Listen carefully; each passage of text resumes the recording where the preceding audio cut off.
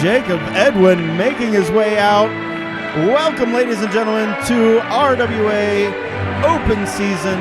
I, of course, am your one and only award-winning, media-inducing, Twitter tweeting. No one gives a crap. My name is Tony Kincaid, that's Church, and let's start with the Professor Jakob Edwinn in our opening match of the night. I'm excited to see this man wrestle. He has been showing the entire RWA universe exactly what it means to be a scholarly wrestler. You cut me off. Who gives a crap? Okay.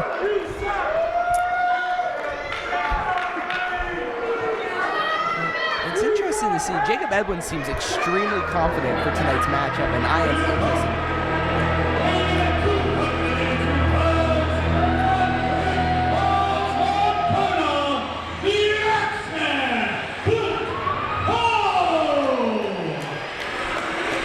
Clint making his way to the ring now.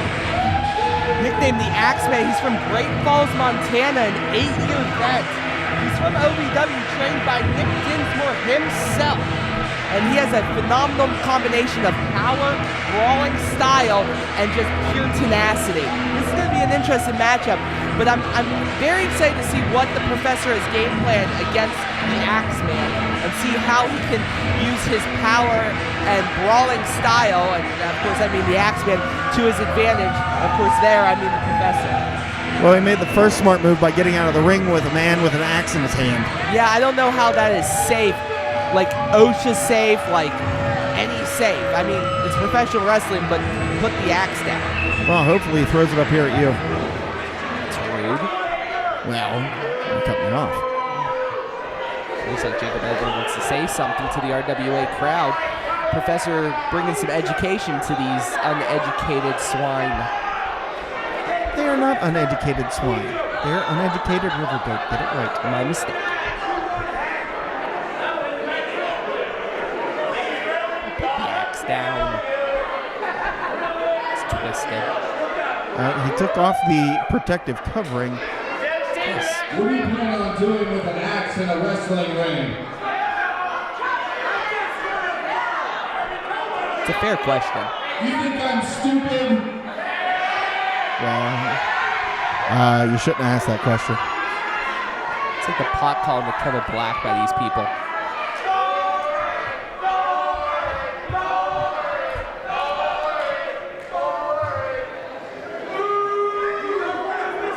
You're not gonna chop my limbs off for the sake of a wrestling match. I'm not stupid. So put it away. Let's make sure he puts it away. Brings a whole new definition to a one-legged man in an ass-kicking contest. Oh, good lord. If you get your leg chopped off with an axe. Yo, I got it. It wasn't funny. Oh, it was. It was hilarious. I'm not stupid. I mean, you said it again. I can see how much bigger you are than me. Everybody here knows I'm not stupid. True. Because my name is Professor Jakob Edwinn.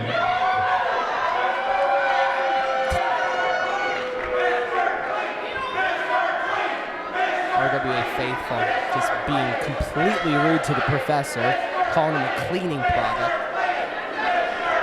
Well, The powers that be at RWA seem to have a type. They like big, dumb, burly men, just like their fans. Fair. ooh. Well, I mean, some of them like big burly men. Why is he over there?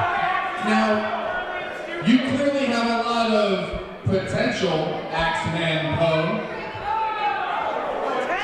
All you need is a good teacher. Oh, okay, I get it. The Professor is offering to teach the Axeman Clint Poe how to be educated like him.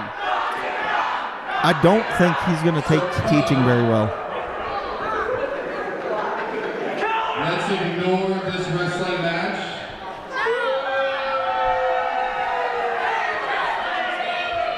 Let's shake hands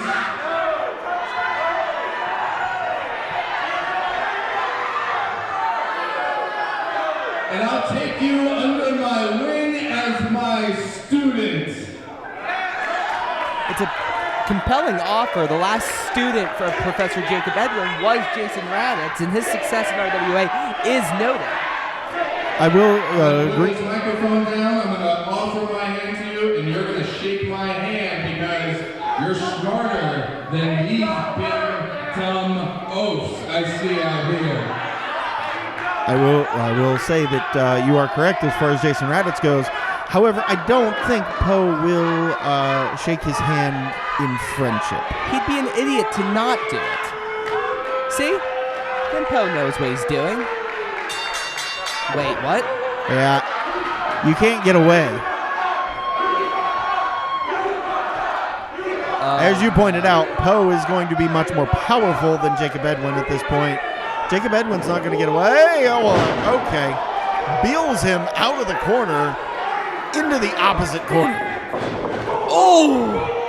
Big splash into the corner from Poe to Edwinn. Are we going to hit two? Nope. Edwinn outsmarted him. He's too smart for that. Turn around. Turn around! Yeah. Oh. That's the problem. He turned around. He thought he was too smart, and he bragged about it. Poe showed him smarts ain't the only thing that can get it done here in RWA. But an elbow works just as well as a chop. That, however, is our first plate of chops served right here tonight at RWA Open Season. Well, that was the second one, I guess. Oh! The Axeman throwing those chops like he's cutting down a big tree, and this is rough. I think a guy with the nickname Axeman likes to throw some chops. I'm sure Jakob Edwinn has game planned for this. As he moves out of the way, and the Axeman going right into the ring post. Easy for you to say. Yeah. Stepping on his back, and that's smart. Trying to bend all his back and damage his lower spine. That makes sense. He's working over the head, the neck, the shoulder of Poe. Poe is in trouble here up against the ring post there. It looked like he was kicking his head into the ring. Yeah, I mean, he's trying to do some damage to Poe, and I believe he has done some of that damage. Beautiful swinging neck breaker by Edwinn. Edwinn for the cover. Only a one count, says referee Jimmy Jam. Edwinn needs to wear down Poe just a little bit more before going for a pinfall again, in my opinion. But the professor doing the smart thing and staying on the offensive, and I gotta give credit to Jakob Edwinn for knowing how to. Oh wait, well, spoke too soon. Caught the leg of Edwinn. Edwinn, beautiful enziguri. Just suckered him right into that enziguri. You can tell how smart, and methodical the professor is. Neckbreaker one. Only a one count from the referee. Edwinn still has to chop down that big tree known as Poe a little bit more before he can take him to the woodshed, so to speak. Well, it's only a matter of time. Even the strongest tree can be brought down. As he's choking him and putting a grasp on that neck and that beard area, making Clint Poe regret that burly beard. And I will give him credit. That's one heck of a beard. I've never heard somebody call it the beard area before, but we'll go with it. Back elbow, make it a couple. Elbow to the back of the neck takes Poe down to a knee. Poe getting back up. Edwinn now up and over. Can he over? No, he did not overpower Poe at all. Poe using his strength. Chop to the throat, it looked like, from Edwinn. Good night. Oh! Edwinn going for that running knee to the side of the head. Missed tremendously. Poe now picks him up. And oh my gosh!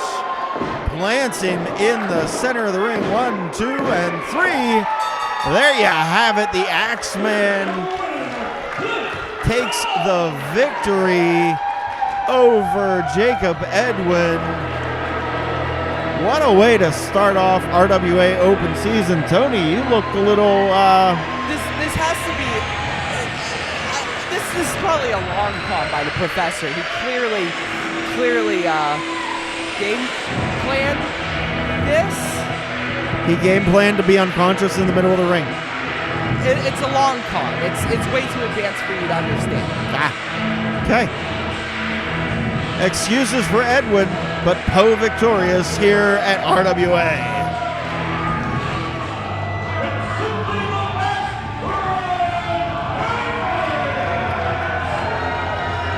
The most beloved tag team here in RWA tonight.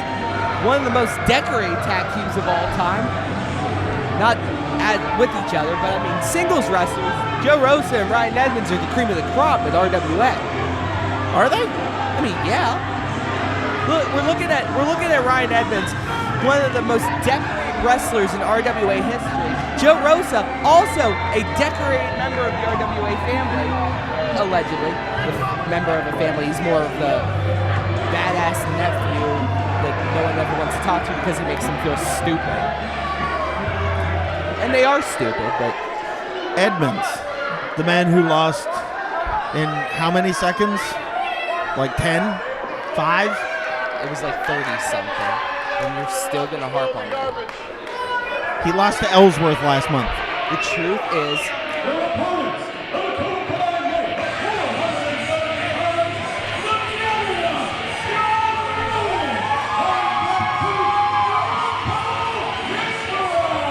Before I was rudely interrupted by the ring announcer Jonathan Boudet, I don't know, whatever his name is.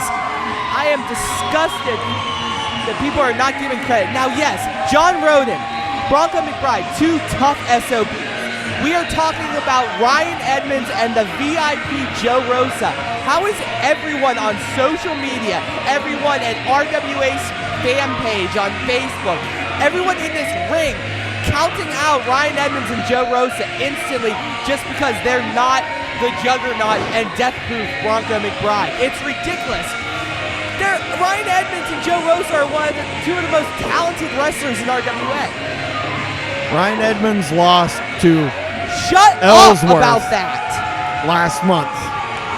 James Ellsworth is a very decorated, talented wrestler. He has fought in multiple promotions. He has reached the top. I don't need to explain Ryan Edmonds to you, Church. Listen, I will give Ryan Edmonds credit. I have watched Ryan Edmonds for years here in RWA, and he is very talented. He is very gifted.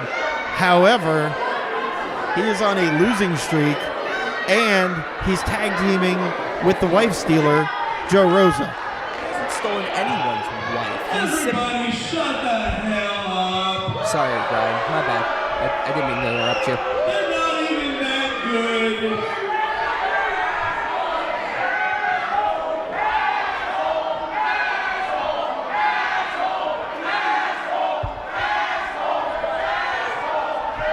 We've been doing this for 10 years. Are you done now?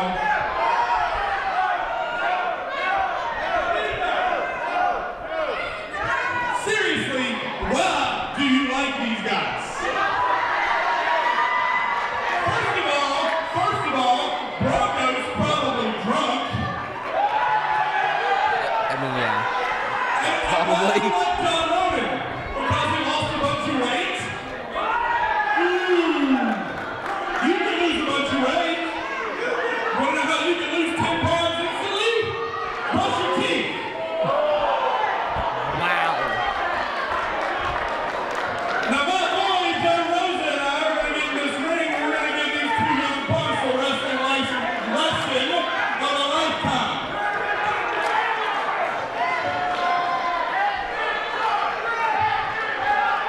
Ryan Edmonds, always making friends here in RWA.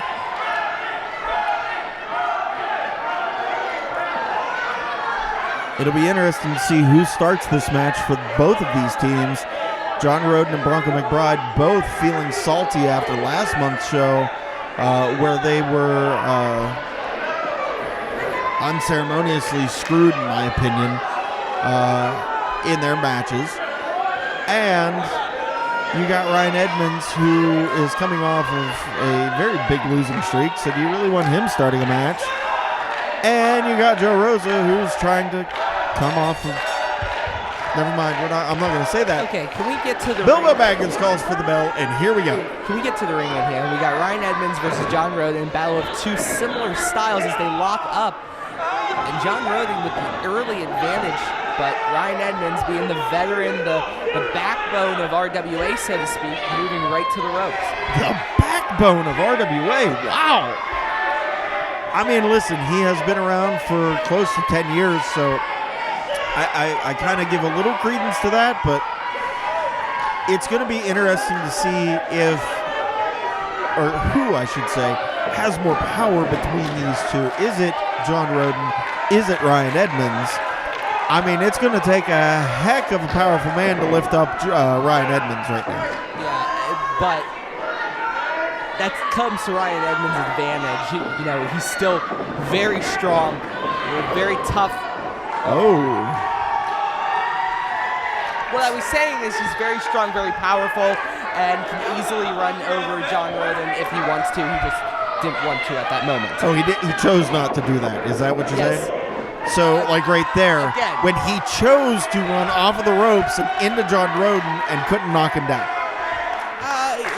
It's to lull him into a false sense of security. Choosing to do it. Yes. Okay. Strategy. Strategy. Yes. Okay. Read The Art of War once or twice in your life. Strategy. Ryan Edmonds suckering in John Rodin. Knee to the midsection followed by a forearm to the back of the neck. Setting him up now into the corner. Wait a minute. Oh. That did not work out very well. And now Bronco McBride says his foot needs some attention from the face of Ryan Edmonds. And now John Rodin's foot needed attention from Ryan Edmonds.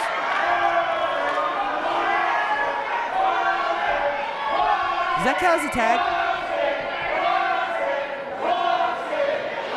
Oh, someone check on Ryan. I think the fans are calling Ryan Edmonds a cat of some sort. Referee Bilbo Baggins in the ring, up to a 2 count. Looks like John Rosa wants Bronco. I'm assuming that we counted the hug in the corner as a tag, and therefore Joe Rosa is now the legal man in the ring. There's a tag. Bronco McBride comes in now. Bronco McBride, Joe Rosa, one-on-one. Let's see what happens. Looks like Joe Rosa's trying to calm Bronco down. He might be a little bit too jacked up on whatever he had this happy hour. Moonshine. Probably. Let's be real. Homemade moonshine. Double leg takedown. Fists are flying from Bronco McBride. He wants a street fight. Going after Rosa yet again. You gotta think there's some anger from last month and what the Cicero boys did to him. You think? Kind of building up. And now he's just trying to take it out on Joe Rosa, but Bilbo's doing the right thing. Thumb to the eye from Rosa stops the momentum of Bronco McBride. Now Rosa taking advantage. Fists and now, feet, then fists in the corner, taking it to Bronco McBride. Well, Bronco McBride needs to calm down. His biggest problem is that he doesn't keep a level head. Now we got this completely illegal. And there we go. Miscommunication once again, hindering the team of Rosa and Edmonds. Rosa just cold-cocked Edmonds in the face, down off of the mat, off the ring apron, down to the floor. Will someone get Ryan an ice pack, please? Why? To limit the swelling. Really? Well, Joe Rosa has one of the hardest punches in RWA. It was accidental, and I'm sure he feels awful about hitting Ryan Edmonds. Ryan Edmonds is going to want to recover with some ice, maybe later get some, vacuum rubbed in on it, stop the swelling, get it down to a manageable level. I mean, that's just 101 first aid. Dear God, we just got a one-on-one first aid lesson from Billy Kool-Aid.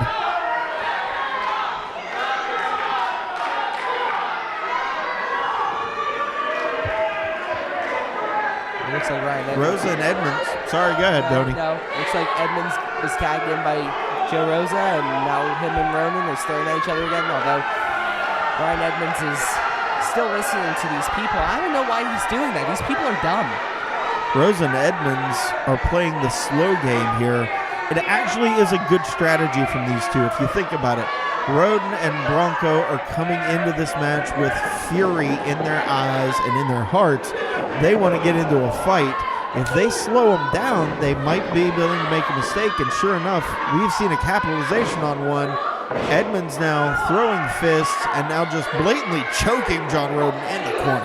It's smart. It brings down John Rodin. John Rodin was running on pure adrenaline, and now he has to fight back with a lot less energy than he had, because adrenaline wears out pretty quick when you're punched in the face. Yeah, it does, absolutely. Now we got VIP Joe Rosa holding the Juggernaut. Wait a minute now. Once again, miscommunication, the bane of existence for Ryan Edmonds and Joe Rosa. Now we got Bronco McBride and John Rodin standing strong in the center of the ring. Wait a minute. Tag into Bronco. Bronco, oh, I think everybody needs to get out of the way. Bronco's gonna fly through the ring apron, through the ropes. Down goes Edmonds and Rosa. Joe Rosa and Ryan Edmonds are at a statistical advantage. It's ridiculous that they have to fight Bronco McBride and John Rodin. Both of them have tagged together. They've been tag team champions together. I don't think this is a fair matchup. This is another example of Derek trying to screw Ryan Edmonds and Joe Rosa out. Oh, that was smart though. Good job by Ryan to get control of the match again. A fresh tag team in Joe Rosa and Ryan Edmonds can't seem to get on the same page, but they are still taking it to Bronco McBride and to John Rodin respectively. And now they're working, Ryan Edmonds now working on the arm of Bronco McBride after it smashed into the steel ring post. That shoulder cannot be feeling good right now. This is a classic example of chemistry versus just pure power and skill. Ryan Edmonds and Joe Rosa may not have tagged together a lot in the past, but they are clearly the more talented of the duo versus Bronco and John Rodin, who may or may be less talented, but they've obviously tagged together. More talented, okay. Joe Rosa now with knee drops down to the arm, down to the shoulder socket of Bronco McBride, trying to pop that arm, pop that shoulder out of place, trying to do some damage to Bronco McBride. Bronco McBride being death-proof that he is. You got to tag in now Edmonds coming into the ring.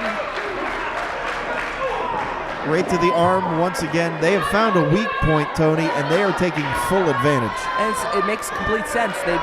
Bronco and John were running on pure hatred, and they burnt themselves out, and now they're targeting Bronco.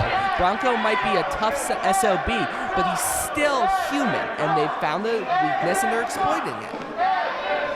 Absolutely they are. They are exploiting that weakness. Spitting in the face of John Rodin. Now Bronco McBride being worked over behind the referee's back. Bilbo Baggins yelling at Joe Rosa. Drops Bronco McBride down. Now Bronco, 2 count only from the referee on Bronco McBride. Bronco McBride is going to take a lot more punishment before you can put him down for a full 3 count. Right, but that arm has to be suffering. He has to be, as Joe Rosa punches the crap out of it, he has to be feeling it. The arm has to be going dead. Oh, absolutely. The tingling sensation, the numbness, everything is going on in that arm and that shoulder right now. Bronco McBride, forearm smash to the top of the head. 1, 2 count only. You notice that Joe Rosa plants his hand in the face of Bronco McBride as he went for that pin too. Well, it's a useful move that MMA fighters use all the time. Joe Rosa's just adopted it as cutting off the airflow from your mouth to your lungs so they can't breathe as effectively as a human's supposed to, as an athlete's supposed to. That's called choking. Tomato, tomato. Joe Rosa now working over Bronco. Bronco now stepping up, coming back. Bronco off the ropes. Big boot right to the face. Bronco McBride goes down. Joe Rosa now tempting John Rodin. Rodin fell for it once again, and now the VIP is taking his time in smashing Bronco McBride right in the face with those fists. Rosa and Edmonds are dismantling Bronco McBride like he's a Lego set that you don't want anymore.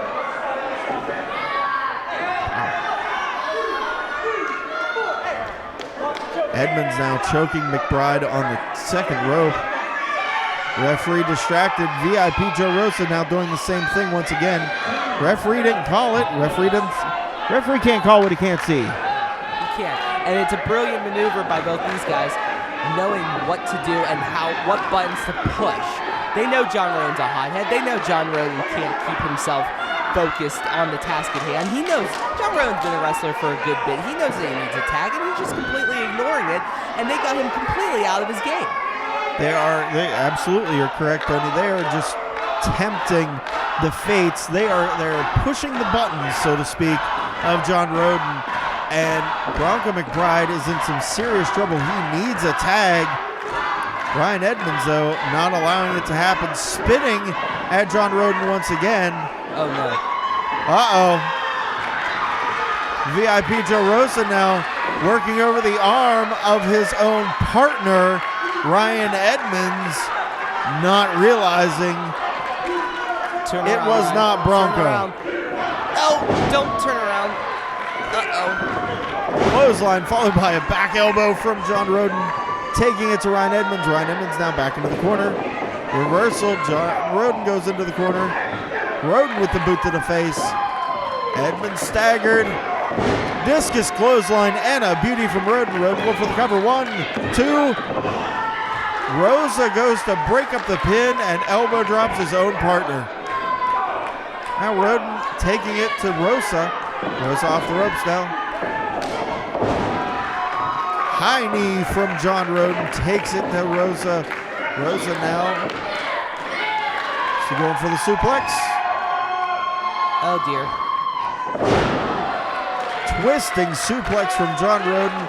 Rosa is feeling it in his back. Edmonds now just starting to stagger up back to his feet. I think I know what we're going to get here, Tony. No. Oh, I got a lovely bunch of coconuts. Double noggin knocker from Rosa and Edmonds. They can't count.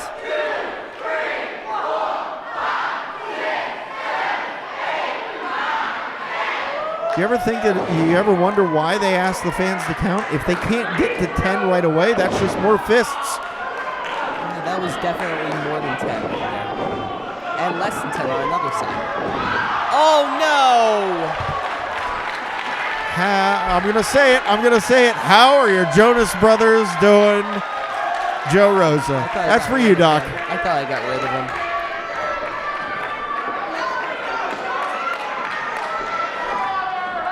How do they regroup from this now? Edmonds and Rosa now on the outside. Bronco is feeling a tad frisky. Wait, what? Are you kidding me?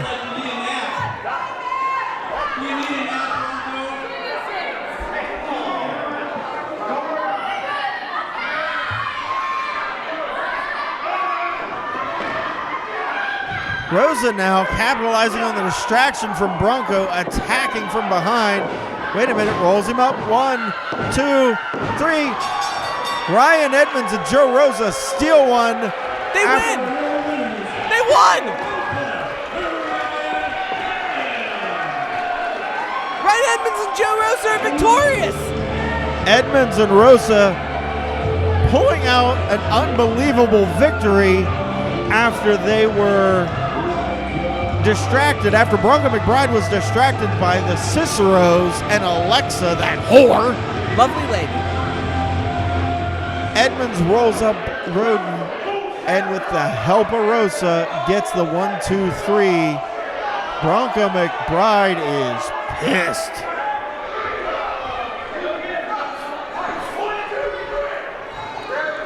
It looks like we're not done yet. I got a few words I gotta say about what's been going on the last couple months around here.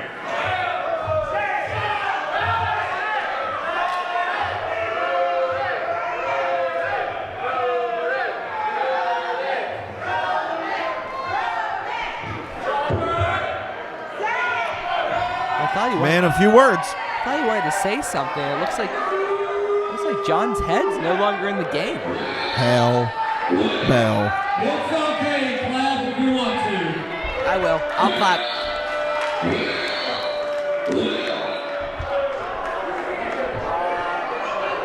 Yeah.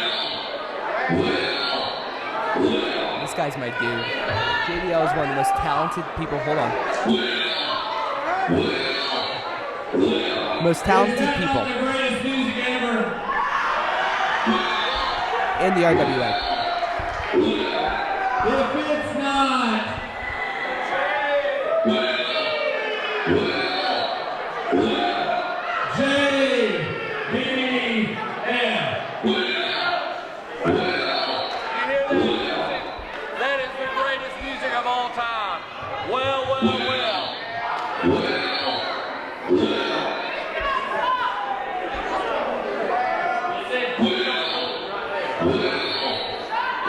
I can listen to this song all day.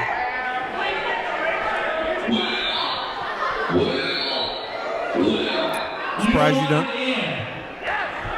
you don't have it on repeat on your phone. They'll turn it off when you say it with it.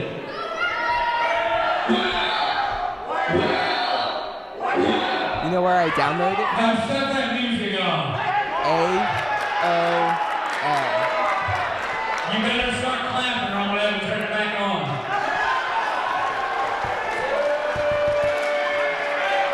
Like putty in his hand. You're paying attention back there because that's how you make all of these people clap their hands.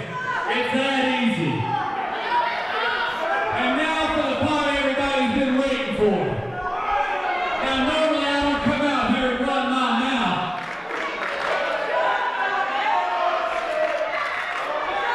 Then he lets his fist do the talking. And his theme song. Well.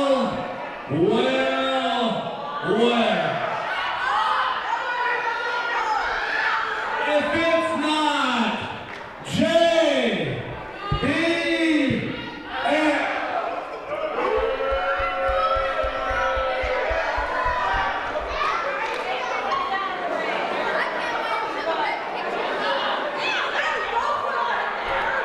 JDL, if you notice, he's wearing some new gold.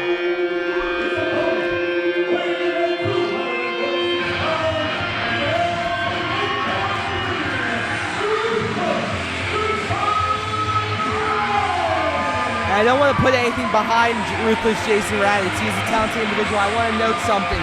JDL is now the Mid-American Heavyweight champion rather. Now, what that means is he's no longer champion of the South. He's champion of the whole Middle America. All of Middle America. All 20-something states in the Middle of America. Does Middle America know this? They are aware that he has their belt. I feel bad for Middle America. Sounds fair.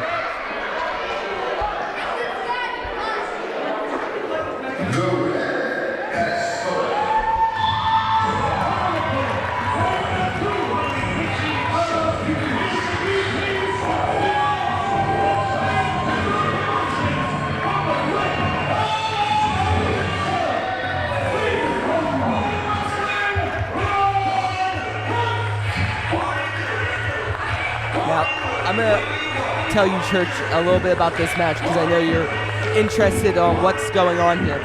These three have been picked out by RWA management as being some of the top competitors in RWA. The winner of this match will be getting exclusive consideration for future title opportunities in the coming months. It is an exciting opportunity for one of these three men to get themselves to the top of the list when it comes to RWA championships. It's a big opportunity for anybody here in RWA. And these three, I honestly feel, are well deserving to any of them to have a shot at a championship here in RWA. Now we're going to find out who is the most deserving. We're going to break it from 3 to 1.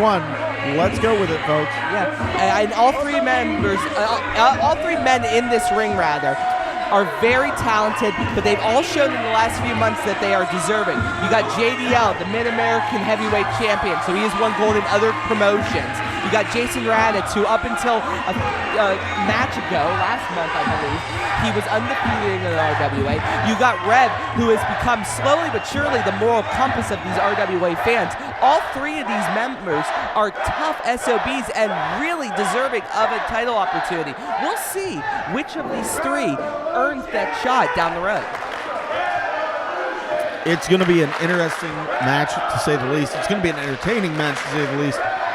And why does JDL have a microphone in his hand still? Well, he has a couple more things to say. He's the mouth. Well.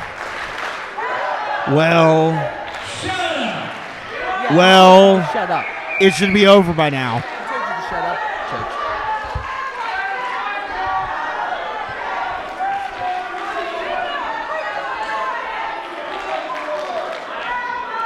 The lack of disrespect these RWA fans have to JDL. He's wearing gold. Do you know what gold is? Gold is something these idiots don't have. I mean, it's in their teeth. But Well, they can't argue with you there. Something to cover up the cavities, I guess.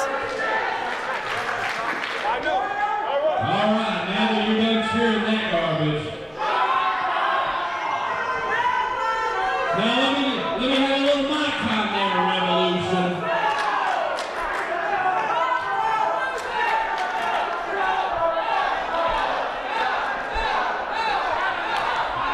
These fans are completely rude.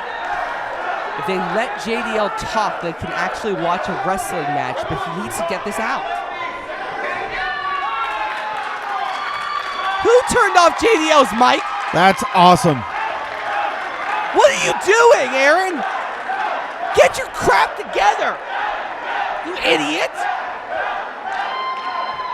Good job. Big, stupid, dumb idiot. There we go. Much better. You stay right there. You stay right there. And you keep this microphone on.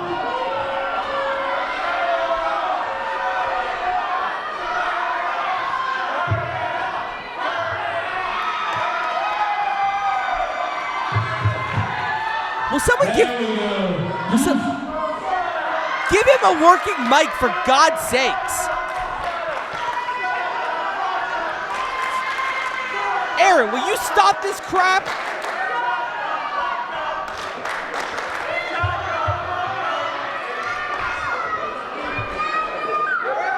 Well,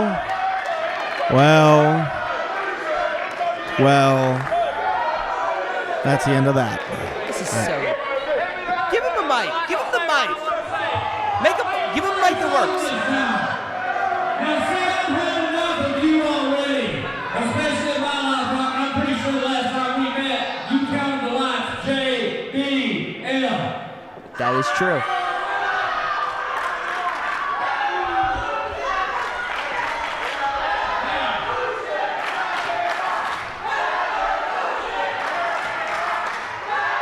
Now, as for you,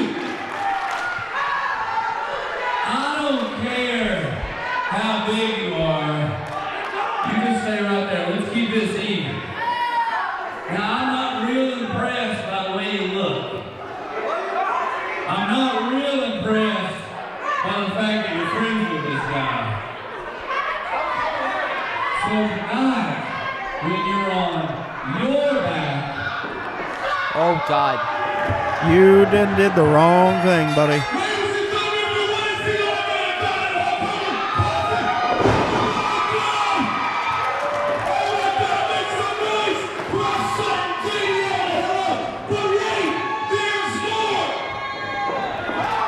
our man And wait, there's more. JDL is now down on the floor. The level of disrespect that Rev and Jason Radatz have for the mid-American heavyweight champion is disgusting.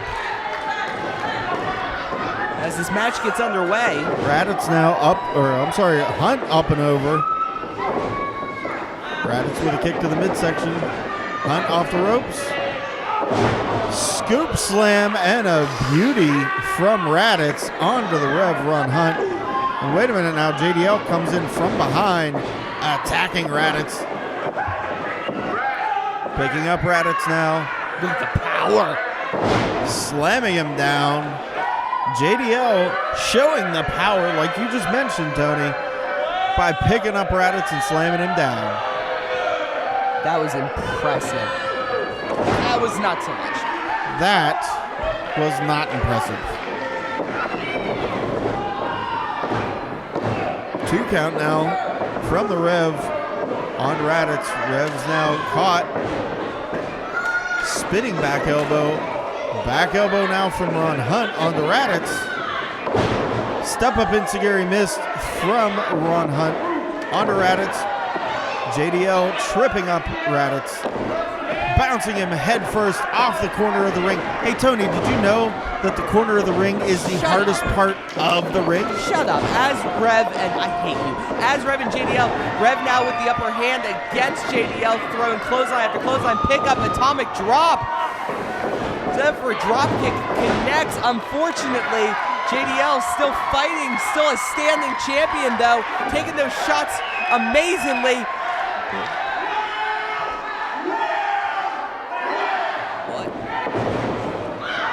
Over. Ron Hunt goes up and over the top rope. Beautiful kick to the face on JDL. Radatz now knocking Rev off of the ring onto the floor and taking down JDL all at the same time. King of the Hill standing in the middle of the ring right now is Jason Radatz. Jason Radatz is the strongest competitor as of this moment. Ron Hunt seems out cold over there to our left. As Jason Radatz picks up JDL. JDL dangling off the rope, trying to hold on to the top rope to stay from falling the same way Rev fell. Wait a minute now. Radatz hooking him. He's going to suplex him back in. Oh, that my he gosh. did. The unmitigated power of Jason Radatz hoisting JDL up and over the top rope from the outside of the ring back onto the inside of the ring. Rolls him over now, going for the cover. 1, 2, and no, only a 2 count from J.W. Cooper-Smith. Now, did Jason Radatz use the second rope as his base for that suplex? Absolutely he did. Wow. Extra momentum, extra leverage from Radatz to do that to JDL. Now Radatz and the Rev going at it. Rev throwing some fists now. Flip, flop, and fly. Nope. Reversal. Beautiful back body drop. Almost out of the ring goes the Rev Ron Hunt. JDL held onto the top rope. Oh, beautiful suplex with the bridge. Only a 2 count though. Looks like Rev broke that up at the last second.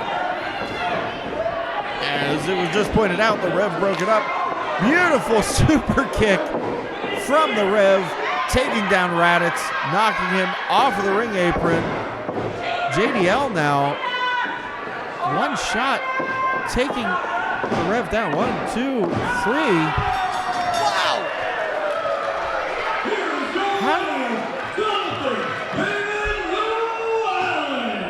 Wait a minute. What a play! What a play! Did you see that? Play, my man! Did you see what he just did? What? He had a thing on his fist. He put it back into his tights. Yeah, he has tape on his fist. No. He didn't put the tape that's on his fist back into his tights. No, but he has tape on his fist. He cheated. He had a pair of brass knucks or something. He has tape on his fist. Yeah. And he used something extra on top of the tape. More tape. Listen, Billy Kool-Aid. Listen here. The only thing that matters is JDL just won a huge triple threat, and he now has to be considered one of the top competitors in RWA. My man!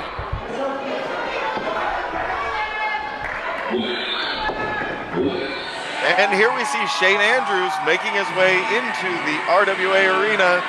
Shane Andrews, a former 2-time RWA heavyweight champion. He is going up against a man who has never performed in front of the RWA crowd before, but he makes his debut tonight, and that is Lee Moriarty, Tony.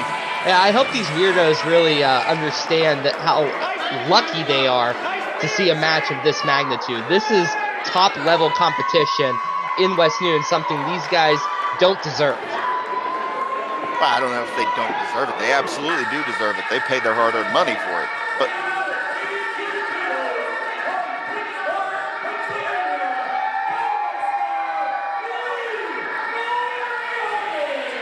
that guy keeps interrupting us. Yeah, he does. I kind of don't like him, but I mean, it is what it is. Yeah. He does his job. Anyway, Lee Moriarty about to make his way into the RWA arena. There he is. How nervous can Lee Moriarty be right now performing in front of a crowd that he has never performed in front of before? Yeah, there's some nerves for sure. But this man is a professional fighter. I mean, professional wrestler, professional fighter. He's done it all. He is, and he's inspired rather by Bruce Lee. Takes every style of combat that he has from Bruce Lee, does his own version of Jeet Kune Do, which is Bruce Lee's martial art discipline, and called it Taiga style. He is the inventor, the man, the myth, the legend, the first user, and he has made it his own. This guy's one of the most excited wrestlers in Pittsburgh, in Pennsylvania, probably in the area, and I am pumped to see this match. This match is going to be one for the ages. If I am, I'm going to call it right now, this should be a match of the year contender for the RWA awards at the end of the year. Hands down. I'm noticing something. I'm sorry to cut you off there, Church. I'm noticing something.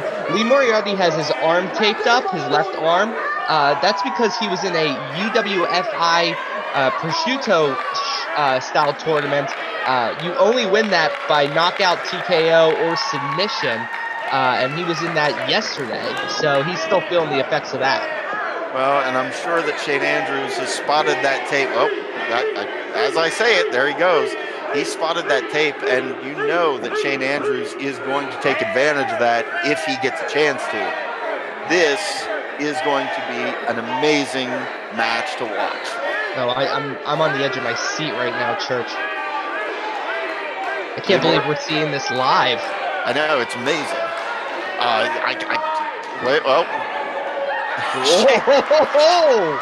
Shane Andrews doing what he does best and taunting his opponent with the classic Shane Andrews pose. And wait a minute, Lee coming back with a pose of his own. With the finger guns. He did the finger guns, Church. He did do the finger guns, Tony. It's all fun and games, but these two men are they lock up. It changes really quickly. Go behind by Shane on Lee. Lee reverses behind on Shane now. Grabbing the arm of Shane, twisting around. Shane Andrews now trying to get his footing. Let's see if he can reverse it, and he does, and he makes sure to grab the already injured arm of Lee. Lee's trying to get some pressure off that arm, but Shane is not allowing him to get any leverage right now. I mean, I don't blame him. If your opponent has an injury, you take advantage of it no matter what. That's what Shane Andrews is going to do there. Lee now reversing back into the armbar on Shane Andrews. Shane Andrews, though, single leg takedown, takes down Lee and breaks that armbar all at the same time. Beautiful counter to that maneuver, Tony. Yeah, and Shane is sort of analyzing the situation. His brain's constantly working to try to find an opening. Looks like he has it as he targets the left arm again. I mean, it would be in Shane's best interest to continue to attack the injured arm of Lee. Lee with the head scissor takedown, taking Shane Andrews away from the arm, but Shane Andrews able to pop back out of that. These two back at the standing position, and Shane Andrews now giving some lip service to one of the fans. I think one of the fans was giving him some lip service. Let's be honest, though. If you give anything as far as lip to Shane Andrews, he's going to give it back tenfold. Oh, yeah, the bad boy's the bad boy for a reason. As they lock up the ranks, the arm again. Looks like Lee's trying to get the rope break. Irish whip. Sorry, go for it. You're good. Side headlock. Lee off the ropes now. Back off the opposite side. Ducks the clothesline. Lee off the top rope. Taking Shane Andrews down. Shane Andrews back to his feet. Not for long. Drop kick. Kick to the leg. And now a drop kick by Lee. Taking Shane Andrews down and knocking him out of the ring. Shane Andrews causing a little bit of break there. He needs to recoup and regroup to figure out what to do next against Lee Moriarty. Well, this might be a new. I don't know if these two have faced each other yet. Wow! You see what Lee just did there? I did. He pulled off the classic Shane Andrews pose, and Shane is giving back Lee some of his own posing from earlier in the match. And, well, a different pose entirely from Shane Andrews. A little draw me like one of your French girls by Shane Andrews right there. Wow, you just went there. Okay. Titanic reference. Bring it. Wow. Feel like it's been 80 years. Shane Andrews now taking his time getting back into the ring, and I don't blame him. He and Lee have already started to tear the house down, and this match hasn't even really gotten too far off the gates.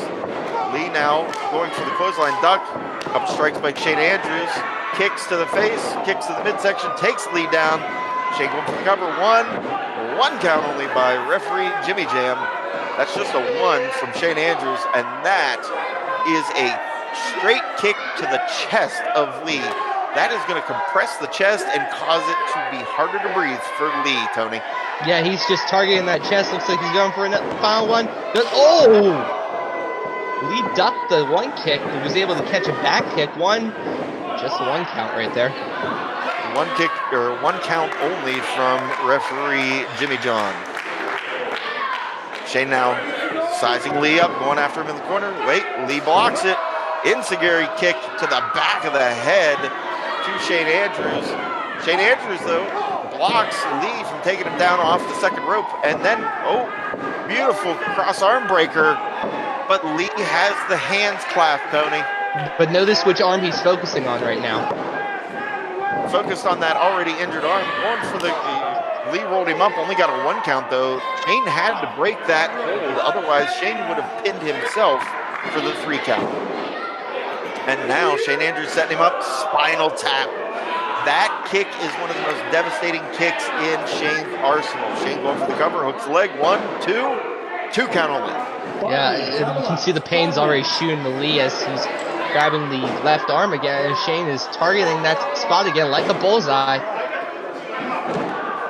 Well, with that tape on that arm, that is a 100% bullseye that Shane Andrews focused on very early before they even locked up to begin with. Now Shane Andrews targeting the head of Lee Moriarty. Lee coming back with a forearm shot.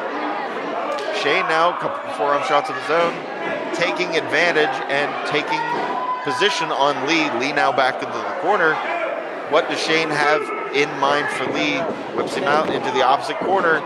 Chest first into the top turnbuckle, and he smacks that shoulder. Only a 1 count though from Shane Andrews onto Lee Moriarty. That shoulder, Tony, hit the top turnbuckle when he went chest first. Yeah, then that's she's gonna cave your chest in practically. Going for the cross arm breaker once again. Lee Moriarty being the smart man, though, locking those arms. Shane can't get full extension on that arm, though. Wait a minute. He got it, but he's in the ropes. Shane Andrews getting the break, Lee Moriarty getting the break from Shane Andrews. Thanks to his longer legs getting into the ropes, he was able to break that hold before Shane Andrews actually broke his arm, Tony. Yeah, what a shot. Another one. Shane and Lee now back and forth. Forearm shots from Lee. Beautiful drop kick, though, from Shane Andrews to Lee Moriarty, taking Lee Moriarty down. And now Lee down, kick to the back of the leg, kick to the chest. These two can exchange kicks like nobody else in RWA, Tony. No, they're throwing kicks right now, and it's actually, these two might be the best kickers in RWA, but they're throwing forearms right now. Lee's throwing forearms, rather. While Shane focuses, Many forearm shots from Lee Moriarty to Shane Andrews. I mean, that had to have been at least 3 dozen forearm shots from Lee to Shane Andrews. Shane Andrews now blocking, reverse by Lee, reverse by Shane once again. Off the ropes, Shane Andrews ducks, Lee switches it up. Sling Blade taking down Shane Andrews. Lee Moriarty is down as well.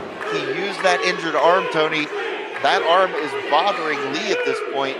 Can he come back from it? Can he get up to his feet before Shane Andrews does? Well, Shane Andrews is already on his knees. Lee's now up, and both men are looking to each other for a little bit more contact. Both in the corner now. Flying European uppercut from Lee Moriarty. Double knee to the chest of Shane Andrews, throwing him out of the corner. Shane Andrews set up, and a stomp to the chest of Shane Andrews. Shane Andrews is down. Lee going for the cover. 1, 2. Only a 2 count by referee Jimmy Joe. Lee Moriarty wondering now what he has to do to take down Shane Andrews. Now you notice Lee is now trying to stretch that left arm, get feeling back into it, so he can pick up the tempo with his offense. Lee going for the clothesline. Shane ducks out, kick to the face. Shane Andrews now up to the top rope. Is he going for a stomp of his own to Lee Moriarty? That's exactly what he went for. Lee ducked out of the way though. Forearm shot to the face. Another forearm shot, taking Shane Andrews down again and again. Locks with a kick. I have never seen somebody do that. Wow. Side rush leg sweep. Tying Shane Andrews up. Rolls him over. 1, 2. 2 count only, says the referee. Shane Andrews looks very innovative there. Oh. Kick to the back of the head of Lee Moriarty. Shane Andrews down. Lee Moriarty down. The referee has started his 10 count. Referee now up to 3. Will these men be able to get back to their feet, Tony? That was a shot and a half Shane gave Lee, and I'm amazed Lee's even stirring. Both men stirring Shane Andrews to his feet. Shane Andrews now hooks the head. Is he going for his patented brainbuster?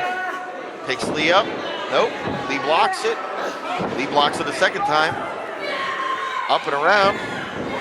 Lee now hooks the head. Beautiful swinging DDT off the second rope. Going for the cover. Hooks the leg. 1, 2. Only a 2 count. Shane Andrews still has some fighting in Tony. How is that just a 2 count? That is incredible. What a beautiful tornado-style DDT there. Lee Moriarty popped up after the 2 count and just had this befuddled look on his face like, are you kidding me? That was only a 2? How is that only a 2? Damn you, Jimmy Jams. Shane Andrews now slowly making his way back up. Lee Moriarty screaming at him now to get up. If you notice, he rolled up that kick pad. It looks like he has something evil in mind. Wait a minute. Beautiful side suplex by Shane Andrews on Lee. 1, 2.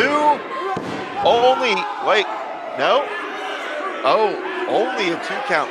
I saw the referee's hand hit the mat for a 3, but Lee Moriarty got his shoulder up before that hand hit for the 3rd time, Tony.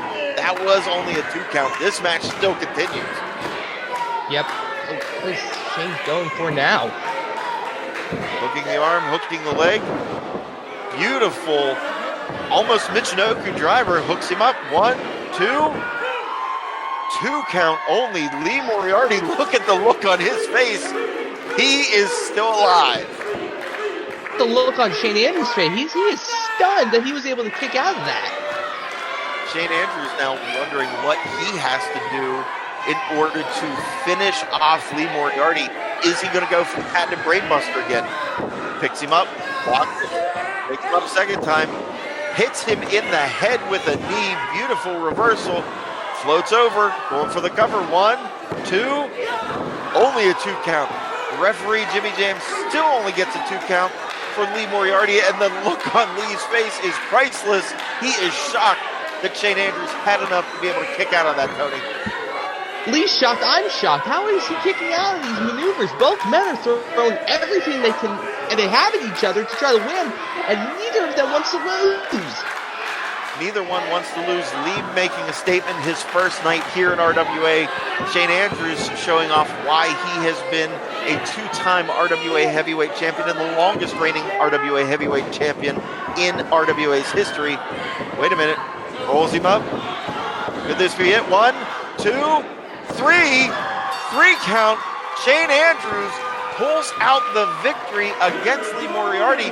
Tony, I don't know if you noticed or not, but he hooked that arm, that injured arm of Lee Moriarty to get that 1, 2, 3 in that roll-up. I noticed that. I also noticed something a little bit more. When Lee tried to pick him up for a suplex, it looked like his arm completely gave out on him. And that was why Lee could not complete the full rotation he was trying to do to defeat Shane Andrews. Shane Andrews just capitalized on that situation. You can't blame Shane Andrews for capitalizing on an injury to get a victory. Wait a minute, Shane wants to talk.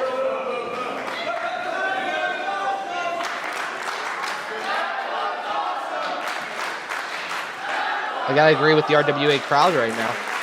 Absolutely, I 100% agree. That was awesome.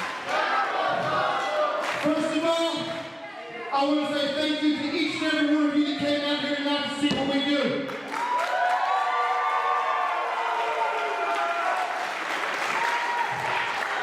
Second of all, Lee Moriarty, you are one tough son of a bitch.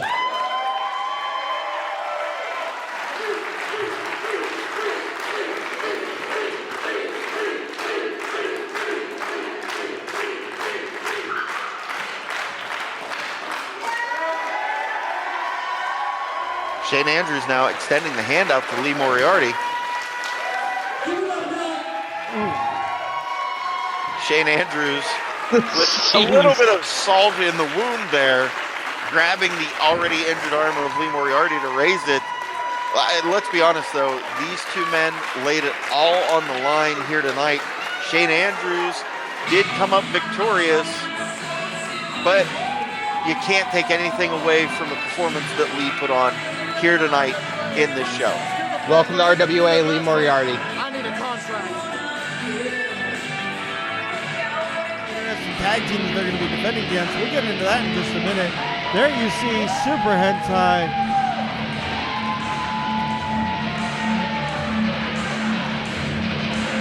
Dennis Gregory. The second name you're looking for is Dennis Gregory. They are the Sons of Liberty. Yeah, I was just pausing to give them some effect. Sorry. Yeah, well, yeah. Heaven forbid I pause. Especially whenever Tony's here. He doesn't know what to do. Well, maybe you guys... Dennis Gregory now climbing over and showing love to the fans that are showing him some love. And there's Hentai for you. Yep. Classic Hentai. That's exactly what I would expect from Hentai. I expect nothing less.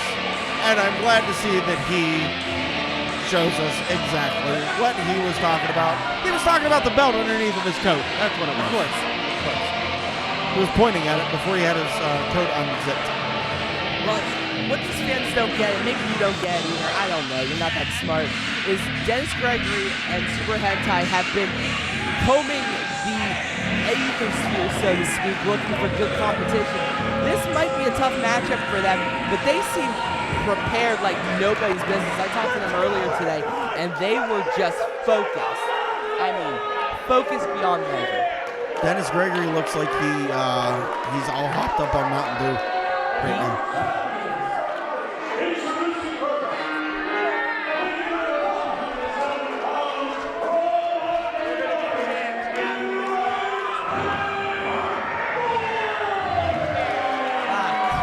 Here's a friend of yours. Keep him away from me. He likes you. Yeah. That's what he shows his friendship with people. That's how he does it. He tries to bite you and eat you. Oh my God, what is he covered in?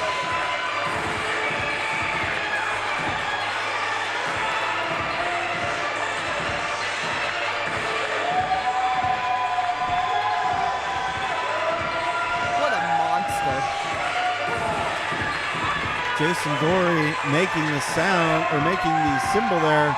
He wants some RWA gold in the form of the tag team titles.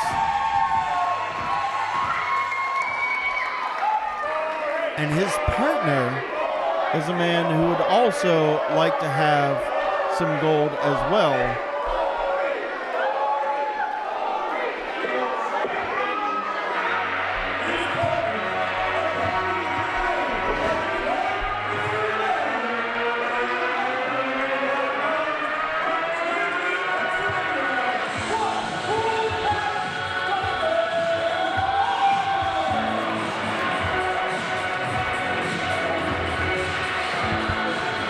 Wait a minute.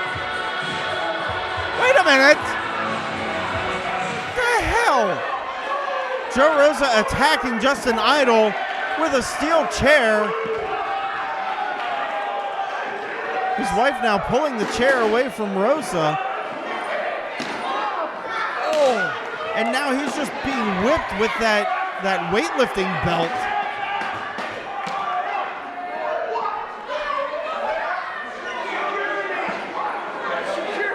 What in the hell?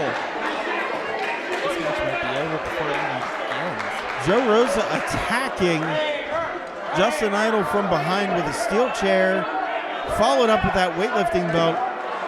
And Idol's wife, I mean, she got the chair away from Rosa, but then like trying to shove Rosa to the back, and I mean, she went with him. I'm not going to make any type of suggestion one way or another, but I'm concerned for her safety as well. Yeah, I don't know what she's doing. I guess she's continuing to push Joe Rosa away until she runs into the wall. That'd be a pretty far push. The point is, Justin Idol is hurting. And he's already been hurting. If you look at him before he got beat up by Joe Rosa, his beard is straggling. He hasn't shaved in a couple of days. He's looking real messed up mentally. And you can see that in some of the posts that he's put on social media leading into this match. I actually think this might be a blessing in disguise for Gory if he wants to tag titles, because Justin Idol's focus is not on winning gold. It hasn't been for 7 months. Well, no, not whenever you have a man like Rosa coming after your wife. But that's beyond the point. The point of the match, or the point of tonight right now, is what's happening on the inside of the ring. And that is Dennis Gregory and Jason Gory going one-on-one. Gory now kicks to Gregory. A couple kicks now. Gory off the rope. Kick to the chest. Kick to the midsection. Step up kick in the back of the head. Gory has Gregory rocked. Like Gory was going for a bite there. I'm sorry to cut you off there. Well, I think he was either going for a bite or he was going for that face breaker. Either way, Dennis Gregory, the more powerful of the two, and showing that, throwing Gory off of him. Gory now up on the shoulders of Gregory.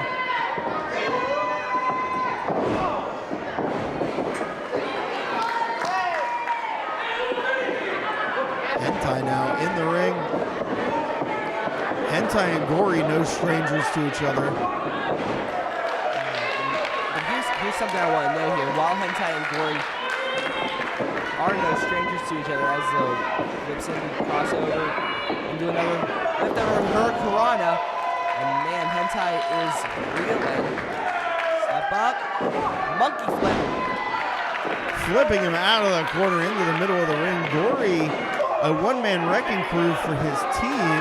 And I notice over in the corner, in the far corner, Idol is trying to climb up onto the ring apron. I think Idol still wants to be a part of this match. Which is good, because if Gory had to do this handicap style, he's talented. I will say that about Gory. That's a hard mountain to climb. Well, yeah, absolutely it is. Gory now with a clothesline taking Hentai down. In comes the taller of the two in Dennis Gregory. Gregory, however, drop toe hold, gets taken down. Hentai thought he was going to be smart. He didn't pull that one off, so to speak. Double drop kick, taking down both Gregory and Hentai. Gory now standing strong in the center of the ring.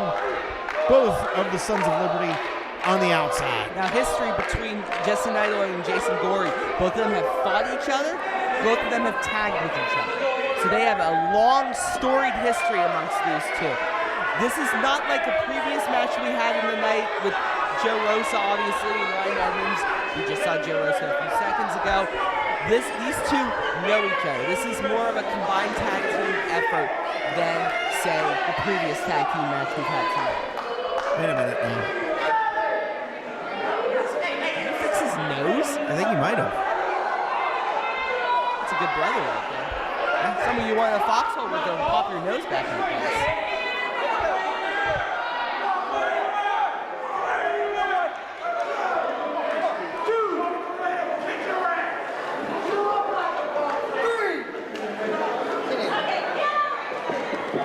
Gregory now into the ring, met with a forearm smash, make it a trifecta, quad, sink. I just keep talking. Jason Gory gets thrown into the. Wait a minute. Jason Gory got thrown into the turnbuckle and a tag into Justin Idol all at the same time.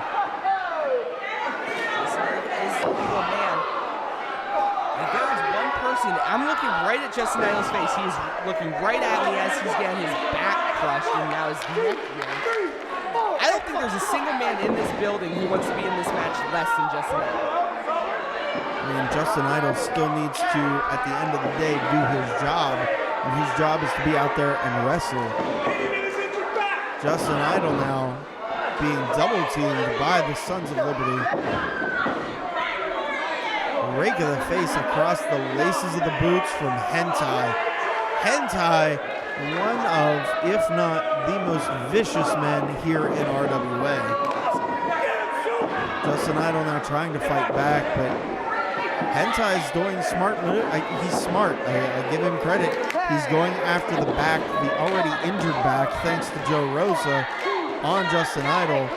Gregory now up to the second rope, dropping a flying knee into the small of the back of Justin Idol. Justin Idol is down and hurting, and now just standing atop Justin Idol.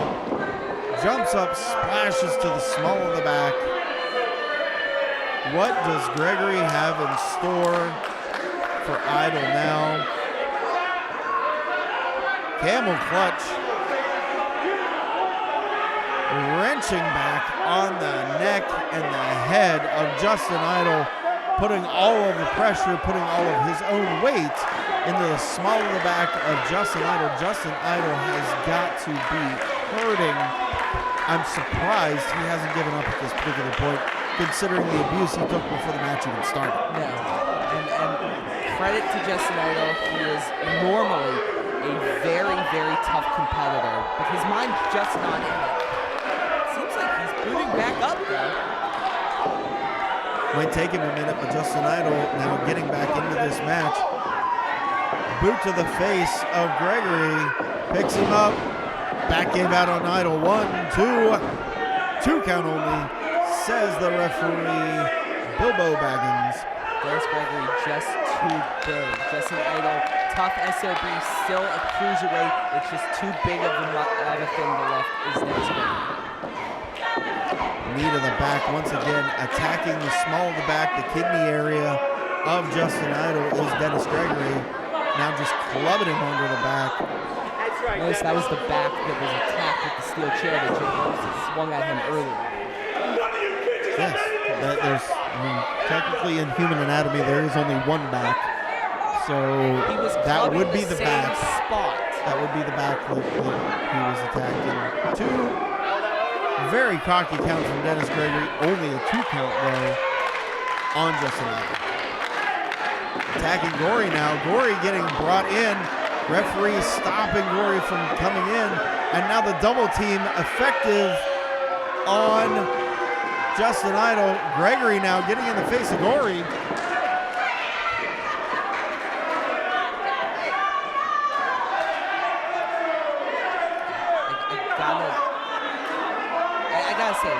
Justin, one cool cat, but his brain is not in this. It might be time to start thinking about career longevity and just giving up. I know the titles are what you aspire to, but they're beating the crap out of him. His back now needs to be one muscle of pain. Well, the fact is, if you're not in this business to win a title, then you shouldn't be in this business. So if you got a chance for a championship, it doesn't matter if you're hurting, if you're sore, if you're tired, whatever the case may be, you are still going to continue on with that match. There's always another fight. Wait, what's Gory doing? Didn't work, whatever. Gory, hey, listen, Gory sees it as you're going to cheat, I'm going to cheat. Now Gregory in the ring, tag off of Hentai, off the ropes, off the other side. Earthquake splash of sorts to the small of the back once again of Justin Idol. Into the cover, 1, 2, 2 count only from referee Bilbo Baggins. What does Gregory and Hentai have to do to take Idol down, Tony? I mean, probably bring Kristen L out here again. That would definitely bring Justin Idol's focus out of the match a third time. Short of that, just keep targeting the back, and that will put him down eventually. Pump handle, picks him up onto the shoulder now. Slams him down. Powerful maneuver from Gregory. Picking up Hentai now. Using Hentai to smash down onto Idol. 1, 2, 2 count only. Says Hentai for Hentai. Hentai, my mistaking, is not the legal man right now. Dennis Gregory is technically the legal man. There was no pin, but the referee still allowed for the cover anyway. What's new? RWA refs being awful at their job. No, I mean, it is Bilbo Baggins. It's not surprising. All right. Single leg Boston Crab now by Dennis Gregory onto Justin Idol. The torque on Justin Idol's back is excruciating to look at. Oh my God, Lion Tamer style. Stretching out the back and the midsection of Justin Idol is Dennis Gregory. Come on, baby. Gregory now pulling Idol over to his corner, tags in Hentai, holding onto the leg of Idol so he can't go anywhere, just so Hentai can get in an extra shot. That's how the Sons of Liberty work. They isolate and attack. But now it looks like Justin Idol is now getting a bit of steam going, and there he is, properly ended. Facebreaker backcracker. What a combo! What a combo! Beautiful combo maneuver by the Sons of Liberty. 1, 2, and only a 2 count. Gory coming in, breaking up the count. Normally I wouldn't mention Gory's name because he scares the cheeses out of me, but he might have a little bit of a proper gripe here. Bilbo has not called a very effective match, keeping Dennis Gregory and Super Hentai together. As much as I'm enjoying them putting together an immense escapade of tag team talent. Oh, right. Gregory and Hentai now colliding heads. And then Hentai getting dropped on the back of his own head by a released German from Justin Idol. Both men in the ring down. Dennis Gregory is hurting for sure.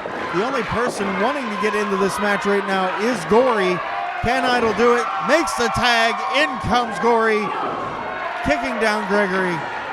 Clothesline for Hentai. Making a pair. Gory letting his fire out. Up and over. Gory saves himself. Kick to the side of the head. Wait a minute now. Gregory. Super kick to the face. Takes him out. Blocks the forearm. He's biting him! Bite! Stop that! Bilbo, jeez!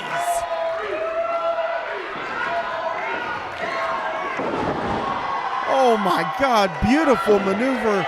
Springboarded in off of the second rope, catching Hentai with a tornado DDT. Off the middle rope now. Gory gets caught by the much more powerful Dennis Gregory. What is Dennis Gregory going to do with him? Backbreaker, making a pair of them. Lunge style. 3 now. This has stopped the momentum of Gory. Wait a minute, up and over. 1, 2, only a 2 count. 1, 2, go! 2 count. 2 count only. The referee's hand hit the mat for the 3. You can see the fans, you can hear the fans cheering. That was 3. Referee only got to 2.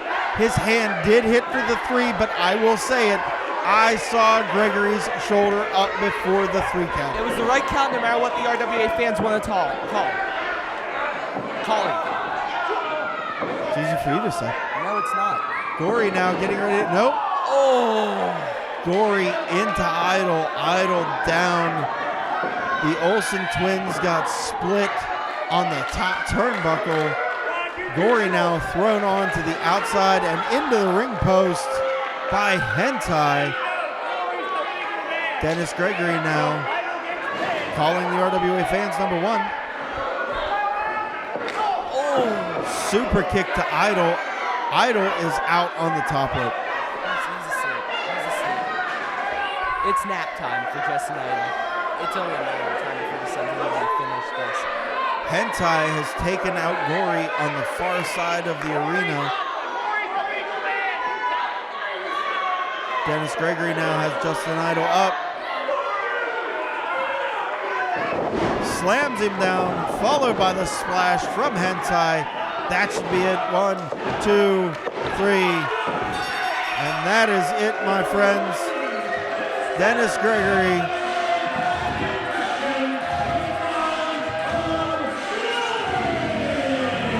Dennis Gregory, Super Hentai, pulling out a hard-fought victory. You may not agree with what they say or how they act at times, but they did definitely earn this victory and remain your RWA Tag Team Champions. Tony, what do you got to say about this? W's are the only thing that matters in professional wrestling, and they just got a W. It doesn't matter how it's done. It doesn't matter what your opinion is of them. The Sons of Liberty are still your Tag Team Champions after a very hard-fought match. I got to say this. Justin Idol may not have been ready for tonight. Wait a minute. Doing? Gory now attacking from behind. Listen, I understand Gory is upset, but 2-on-1, that was not the best maneuver to make. And now Hentai and Gregory just beating up Gory.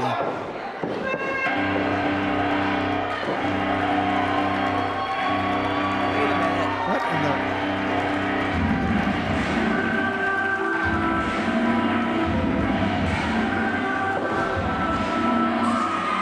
Crazy Steve! Oh my God! It's Crazy Steve! Oh God, we have two of them now again!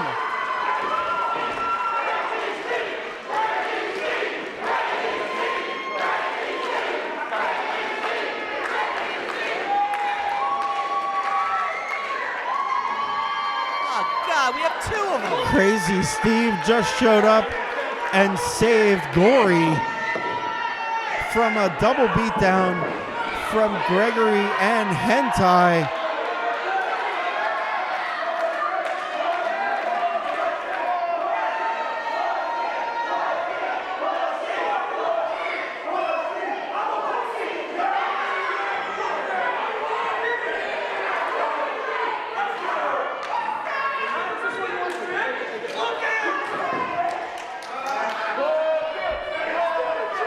Hentai and Gregory showing off that they are still the RWA Tag Team Champions. It looks like I may be reading too much into it, but it looks like Crazy Steve and Gory looks like they want a bit of a round two soon with these two. We'll have to wait for RWA management to make the decision, but this would be an interesting matchup if it was going to come down to the Sons of Liberty versus Gory and Crazy Steve. That is one twisted tag team in that ring right now. If they actually are put together, I can only imagine the devastation those two are going to cause. But it doesn't matter that doesn't matter tonight. What matters tonight is the Sons of Liberty are still your tag team champions.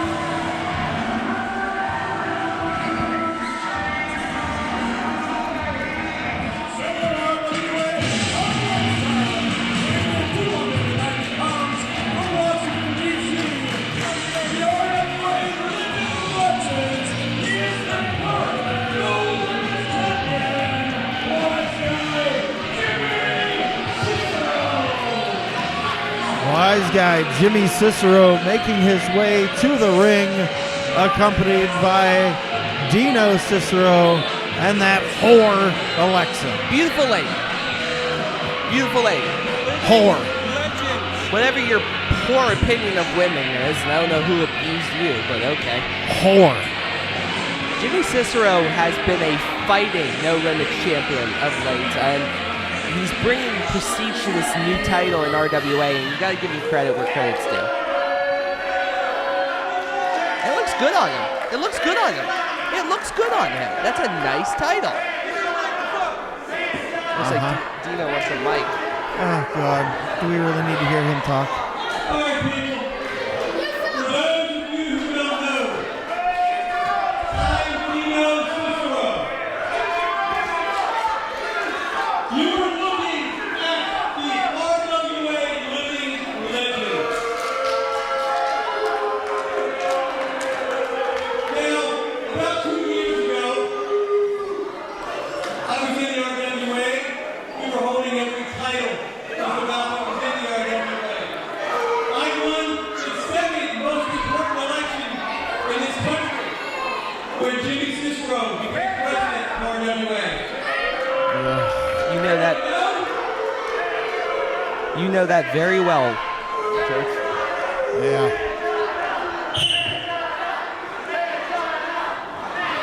He's not a mangina. Oh, yeah. He definitely is Mangina. Mangina.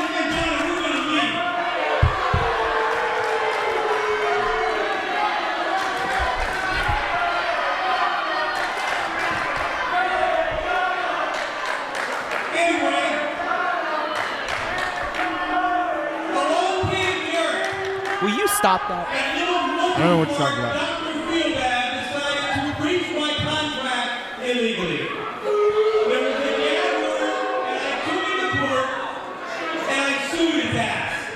He couldn't tell you, but I'm telling you now, I won the court case. I win in the ring, I win in the bedroom, and I win in court. Did you just say he wins in the bedroom? I got some money out of the deal, and I got my contract reinstated.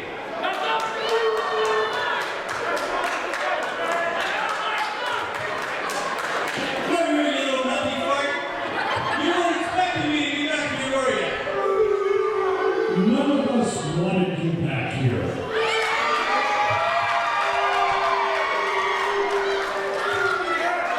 Well, you know, we're getting ready to leave. Because there ain't a damn person back in that locker room. Give Jimmy Cicero in the smallest challenge. So we're getting ready to head out. As much as we'd love to see you leave, I believe for how you all run your mouth, people would much rather see you all get your asses kicked. I'm okay with that. I have just the person for you to do it. Hit the damn music. Oh, you got Oh, my God.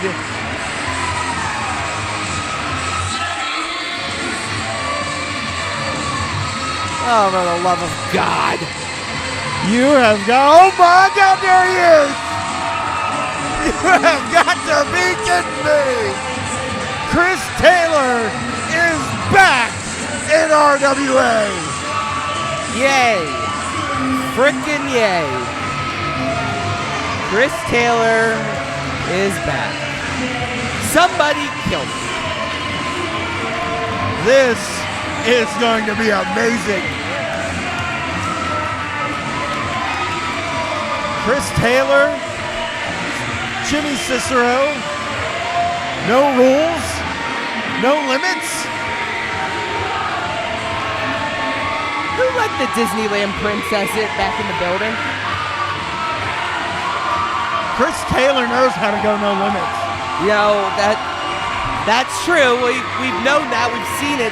Over the last year, we've seen him go no limits against the Ryan Edmonds.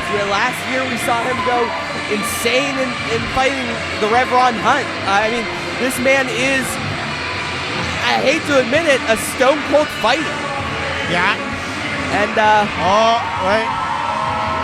Get the crowd cheered up. There is only one Chris Taylor, and there is only one person that can get this crowd as fired up as they can when he comes out, and that is the man right there, Chris Taylor.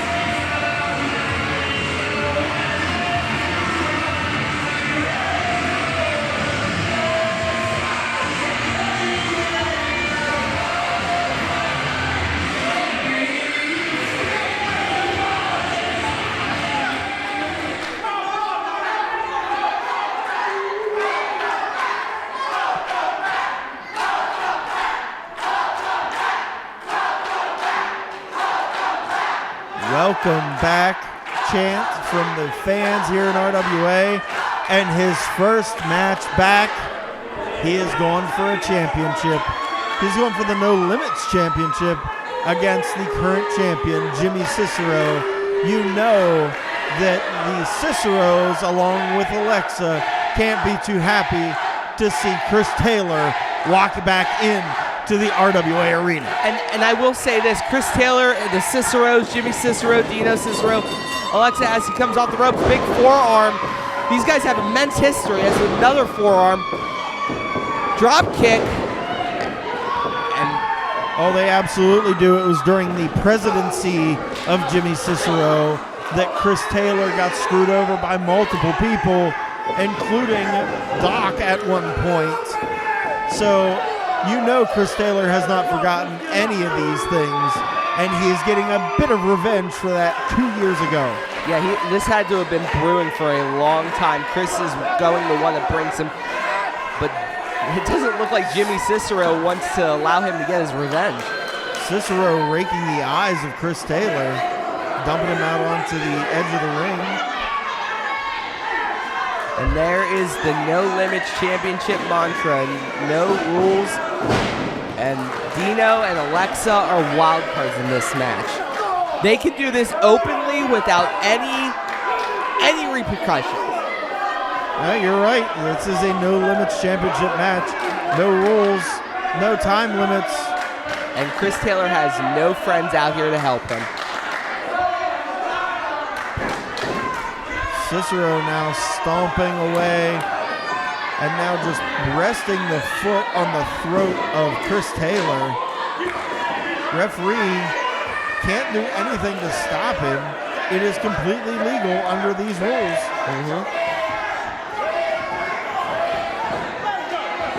Well, what's the ref gonna do? You can complain as much as you want. This is part of the No Limits Championship. This is what RWA management wanted. Beautiful side suplex by Jimmy Cicero, going for the cover. Only a one count from referee Jimmy John. Jimmy Cicero now wondering what he's got to do he's already stopped the momentum that Chris Taylor built coming into this match. Now he's just got to put him away. Abdominal stretch and a beauty by Jimmy Cicero.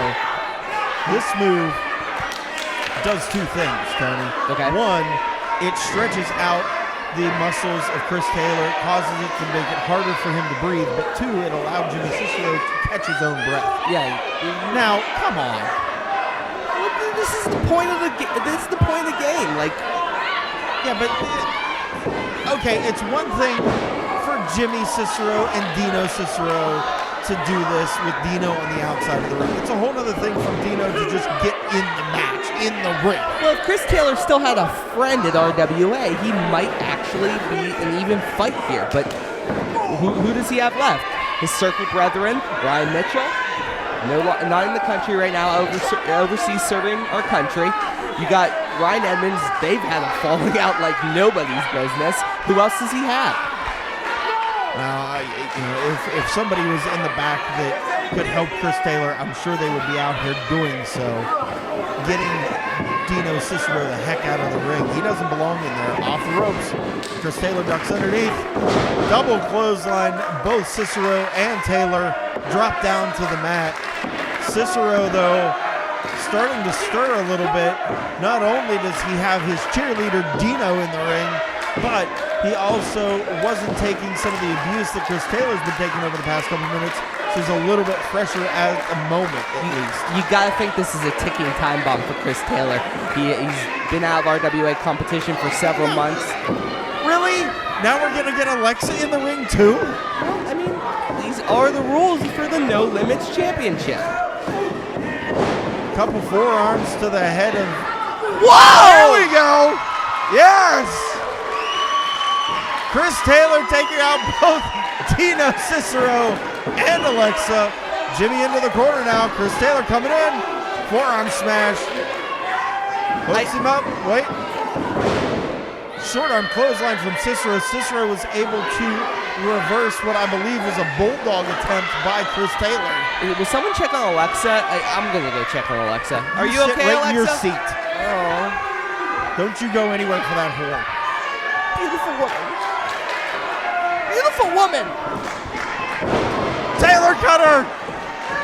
Chris Taylor hit the Taylor cutter. I don't know if he got all of it or not, but he certainly hit it. The problem is he needs to capitalize. Wait a minute. Cicero, I saw what he did. Same thing he did to Bronco McBride last month. Oh, He's got a, oh my God. Oh my God. Speaking of which, yes, there we go. Oh God, the ether. Bronco McBride taking out Dino Cicero.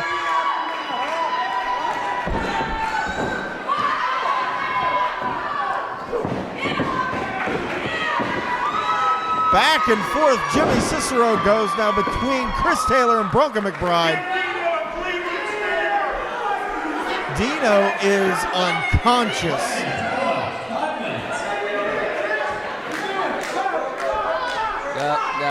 Dino is not getting up for it all. Wait a minute.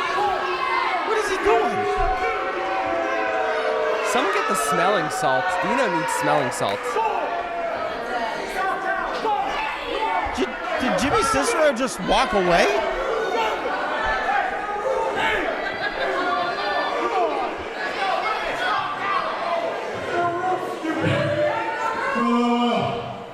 Just as things seem to, change, they seem to also stay the same. Yet again, in another title match, Jimmy Cicero runs down on me. Seems to be a trend through the years. That's right. Honestly, I just wanted to show, punch people in the face, and I got to do just that. It's one of his favorite things to do. Let me tell you something. Hey, you. First off, thanks for having my back, man. Secondly, through the years, there's one thing I know, is you are one of the toughest son of bitches I've ever seen. Much respect for you. And you got awesome beer from one beer to another. Do me a favor. I don't know the next time I'll be back, but kick his ass, will you?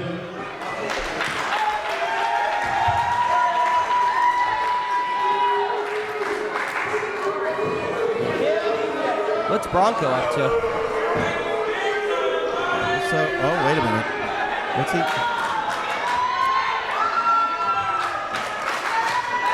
Oh, for the love of God. Well, I mean, Chris Taylor has been known to imbibe a drink from time to time. Okay, all right. We all know my past and partying and stuff like that. So you know what? I don't really do a whole lot of this anymore, but screw it. I did just get married.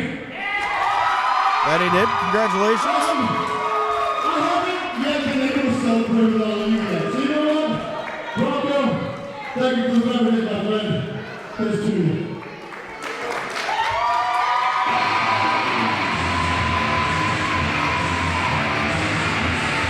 Well, that's one way to do it.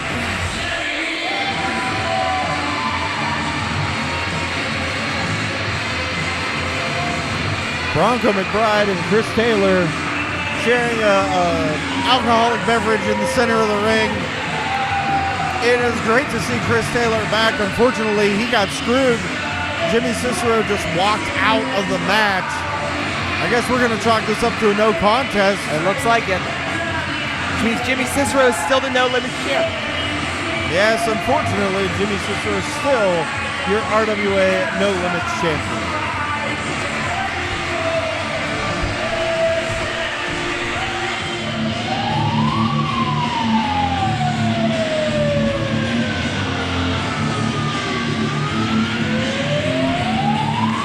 Oh, hell yeah, Nick Nero's in the building.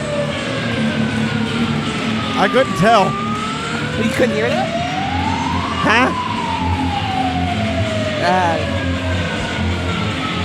Let's focus on the most important things. This, as he was telling me that I need to tell them, as I was saying before I was interrupted, Nick Nero, the change that RWA needs and the voice that these people need but don't really deserve, has been trying for the last several months to sort of bring the RWA fans to the light, show them that Nick Nero is one of the most underrated wrestlers in the business, and they're just not receptive to his teachings, for lack of a better term. No, they're not. Listen, I understand what Nick Nero's doing.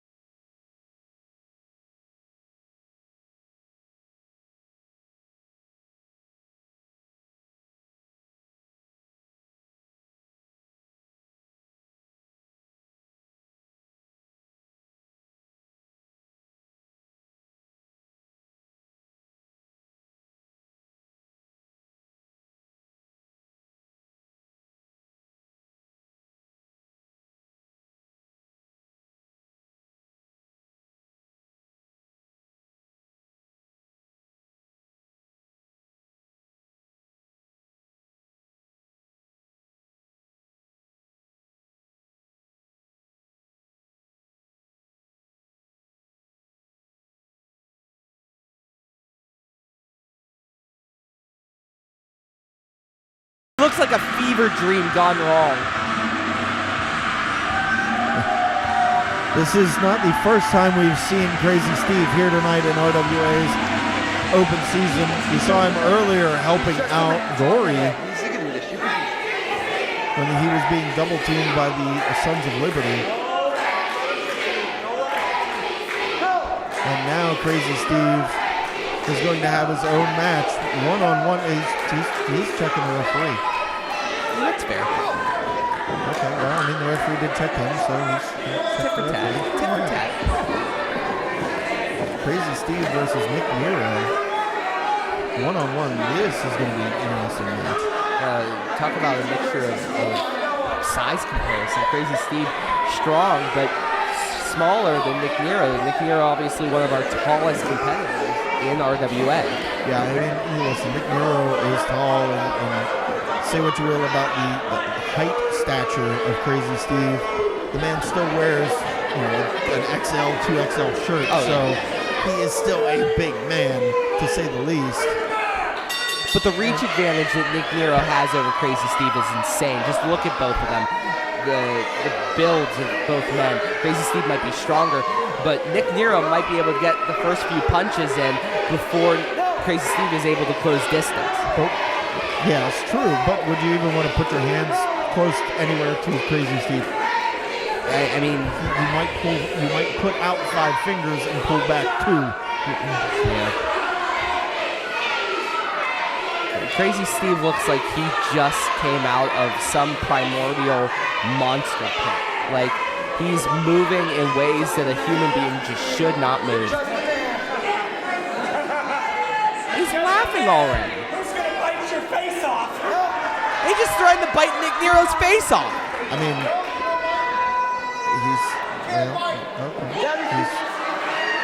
he just spit in the air, caught it, and then rubbed it all over himself. It's going to make it slippery to get a hold of him, I guess.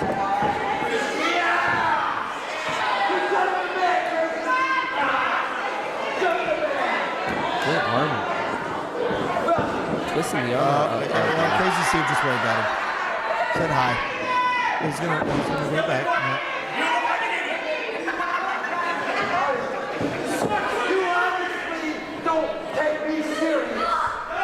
Crazy Steve winning the mind game early in this match against Nick Nero. Well, if Crazy Steve has one thing going for him over Nick Nero, it is the mind games. Crazy Steve has a master's degree and a doctorate in mind games.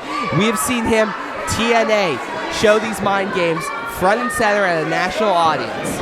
Now he's bringing it to West Noon. Well, I mean, it's a way to get inside of your opponent's mind and beat them mentally before you try to beat them physically. Although Nick Nero is doing an excellent job. A couple shots there takes Crazy Steve down to a knee before grabbing the arm once again. Wait a minute now. Crazy Steve up and over, side to side, reverses into the side headlock. No matter the height, Crazy Steve still can grab that head. Trips him down, takes him down with a leg lace. Floats over now. Despite the crazy appearance, despite the crazy moves, despite everything about him, including his name, Crazy Steve, he is a wrestler in that ring, and he just showed it. Nick Nero now, knee to the midsection, breaking up that hold that Crazy Steve had, and a beautiful plate of chop served by Crazy Steve. Nick Nero now off the ropes. Crazy Steve going for basically a punch to the face, and Nick Nero ducked out. I don't know if that's the best place to be with Crazy Steve. Nick Nero is not paying attention. Nick. He better start paying attention. There he goes. Crazy Steve was getting ready to fly.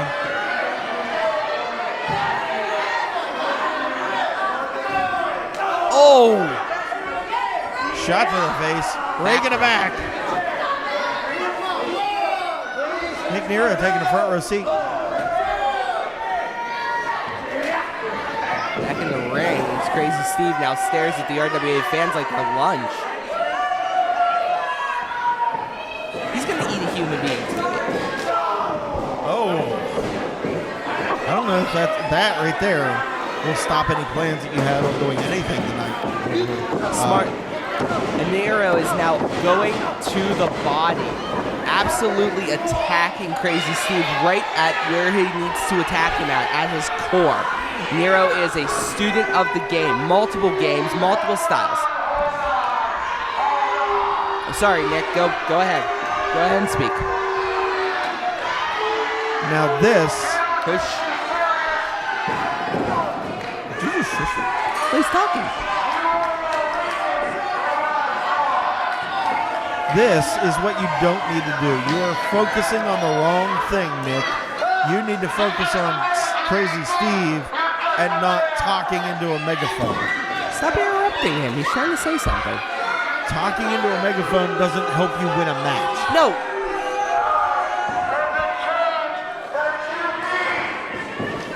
It is, however,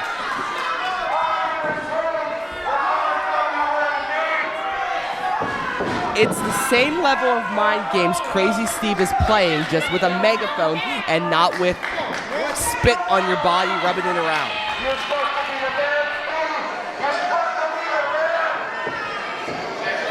I mean, it is a form of a mind game. Oh, no.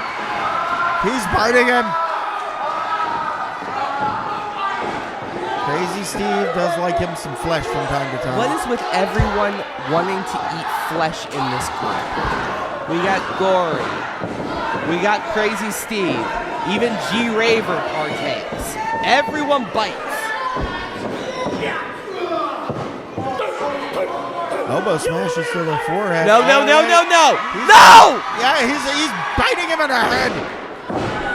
Up and over, 1, 2. 2 count only. There's no biting in wrestling. I mean, there is. We just saw it. Damn it. With Nero now into the corner. Crazy Steve follows up with a clothesline. Nero's out on his feet in the corner. Another clothesline from Crazy Steve. Nero's got his hands up. That didn't help him.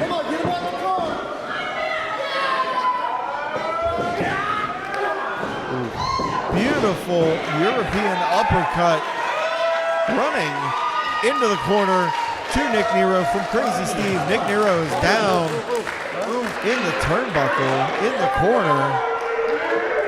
Crazy Steve now. Cannonball. Cannonball works. I was going to go bowling ball, but whatever. 7-10 split, right up the middle. Wait a minute. Wait a minute. Are you kidding me? I talked about it earlier. Now the Sons of Liberty look like they're coming out here to get a measure of revenge on Crazy Steve for helping out Gory earlier. Looks like Crazy Steve bit off Speaking of which, here he comes. Gory now getting double teamed by Gregory and by Hentai. Now Gregory and Hentai attacking Gory. What's Gory doing?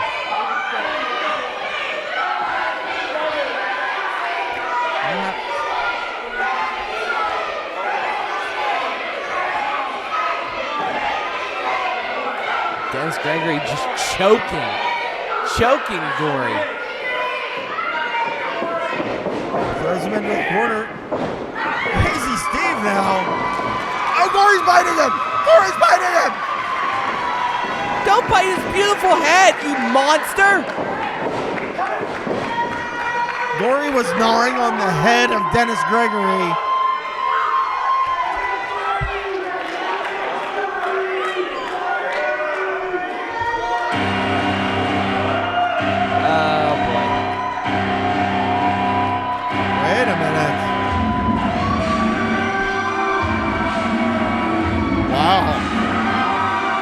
That make a statement. Does this mean what I think it means? I think Crazy Steve and Gory won a shot at the RWA Tag Team Championships.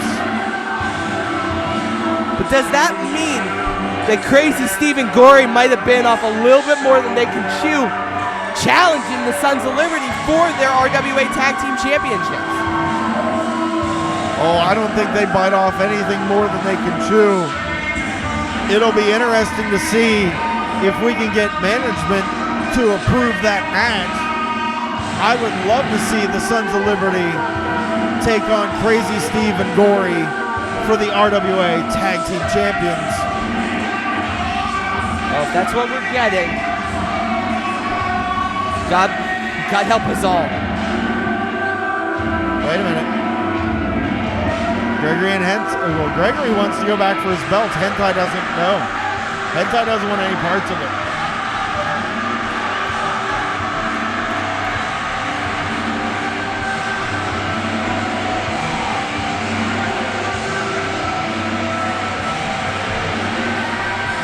And there you see Crazy Steve and Gory making their intentions known. I say give them a shot at the RWA Tag Team Championships.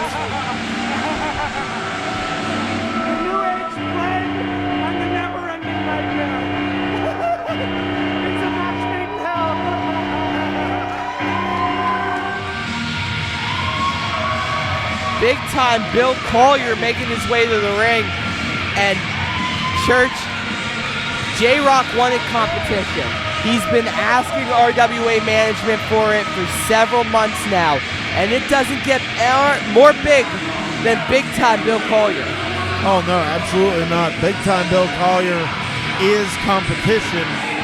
And it should be a very interesting match to see what Big Time and the Big Daddy of Destruction can do inside a ring here in RWA.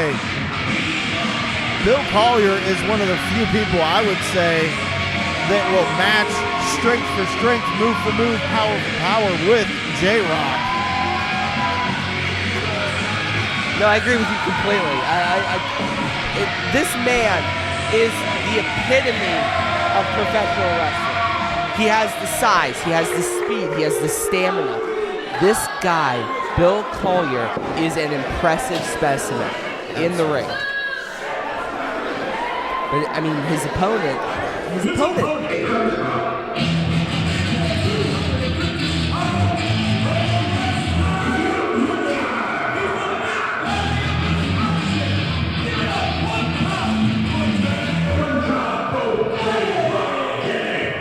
our ring announcer, Jared Bundy, must have stolen my notes because he said exactly what I was going to say. J-Rocc, the Big Daddy of Destruction, is a veteran of this business, spanning multiple years, but also some people can consider him one of the mainstays of RWA. To get to the top level in RWA, usually it has to go through J-Rocc. J-Rocc is near the top, if not at the top of the mountain when we discuss anyone who's deserving of championships, accolades, everything under the sun. J-Rocc is the man. Oh, I can't argue that point with Tony. J-Rocc has been around the scene here for a long time. He has been in RWA for quite some time. He has done it all. He has seen it all. He wants competition. He's got it in big-time Bill Collier. But you got to take the quote-unquote veteran status, the knowledge that J-Rocc has. I mean, I'm not taking anything away from Bill Collier when I say this, but J-Rocc has been doing this for a time, more than one time. He's got a lot more knowledge in that ring. I mean, this is legitimately a hoss fight to the nth degree. Both of these guys can go. Call for the bell, and this match is now officially underway. Big time Bill Collier, the Big Daddy of Destruction. Give it up one time for J-Rocc Daddy. Now here's the question. We already said that we had a winner of the top contender triple threat, JDL. If J-Rocc wins this, if Bill Collier wins this, whoever wins this match, are they also in the running for a shot at Daniel Eads and the RWA Heavyweight Champion? I mean, you got to think that they are in the competition at least, if nothing else. I mean, this match is a big match. This match definitely needs to have some type of payoff, and I'm assuming that payoff. The Big Daddy of Destruction. And brothers, don't shake hands. Brothers, hug. I didn't want to interrupt all that. Sorry, guys. This match and its payoff will be what the fans see, and just a little bit of a taste of a championship match later on down the road. I almost guarantee it. Yeah. Bill Collier getting the first step on J-Rocc, tossing him back into the corner. J-Rocc seems to have kind of expected the power coming from it. Even that might have been a lot. And these two they hug. They're brothers. They set themselves in the ring. Yeah. So they probably trained together. They probably fought multiple matches as they lock up again. Waist lock now by J-Rocc as Bill Collier trying to get out, trying to break the hand grip that J-Rocc has on his waist. And it's an arm. Big hip toss, throws him across the ring, and that's two. Hashtag hip toss. Hashtag hip toss. That's two. J-Rocc getting hip tossed and over. Big time Bill Collier is showing off that power that he possesses against a veteran opponent in J-Rocc. Now J-Rocc wrestling him around, got the arm locked, going for it looks like a key lock there. Wait a minute. Holy cow! Did you see that? One arm. Big time Bill Collier picked him up with one arm and slammed him down. It's not even the power, it's the height too. Big time Bill Collier is about the size of a big skyscraper, the PPG Place building. He's a big dude. J-Rocc's falling down from a great height when he scoops him like that. Oh yeah, absolutely. But and like I said, the power, the strength that it took Bill Collier to lift J-Rocc. Let's be honest, J-Rocc probably the heavier of the two opponents. Yeah, hold on though. It looks like he's going for a test of strength here, which is an interesting tactic. No, it was a dummy. He played him. J-Rocc pulling the veteran maneuver. I was just about to say that. Just got to be up on the ball a little bit further.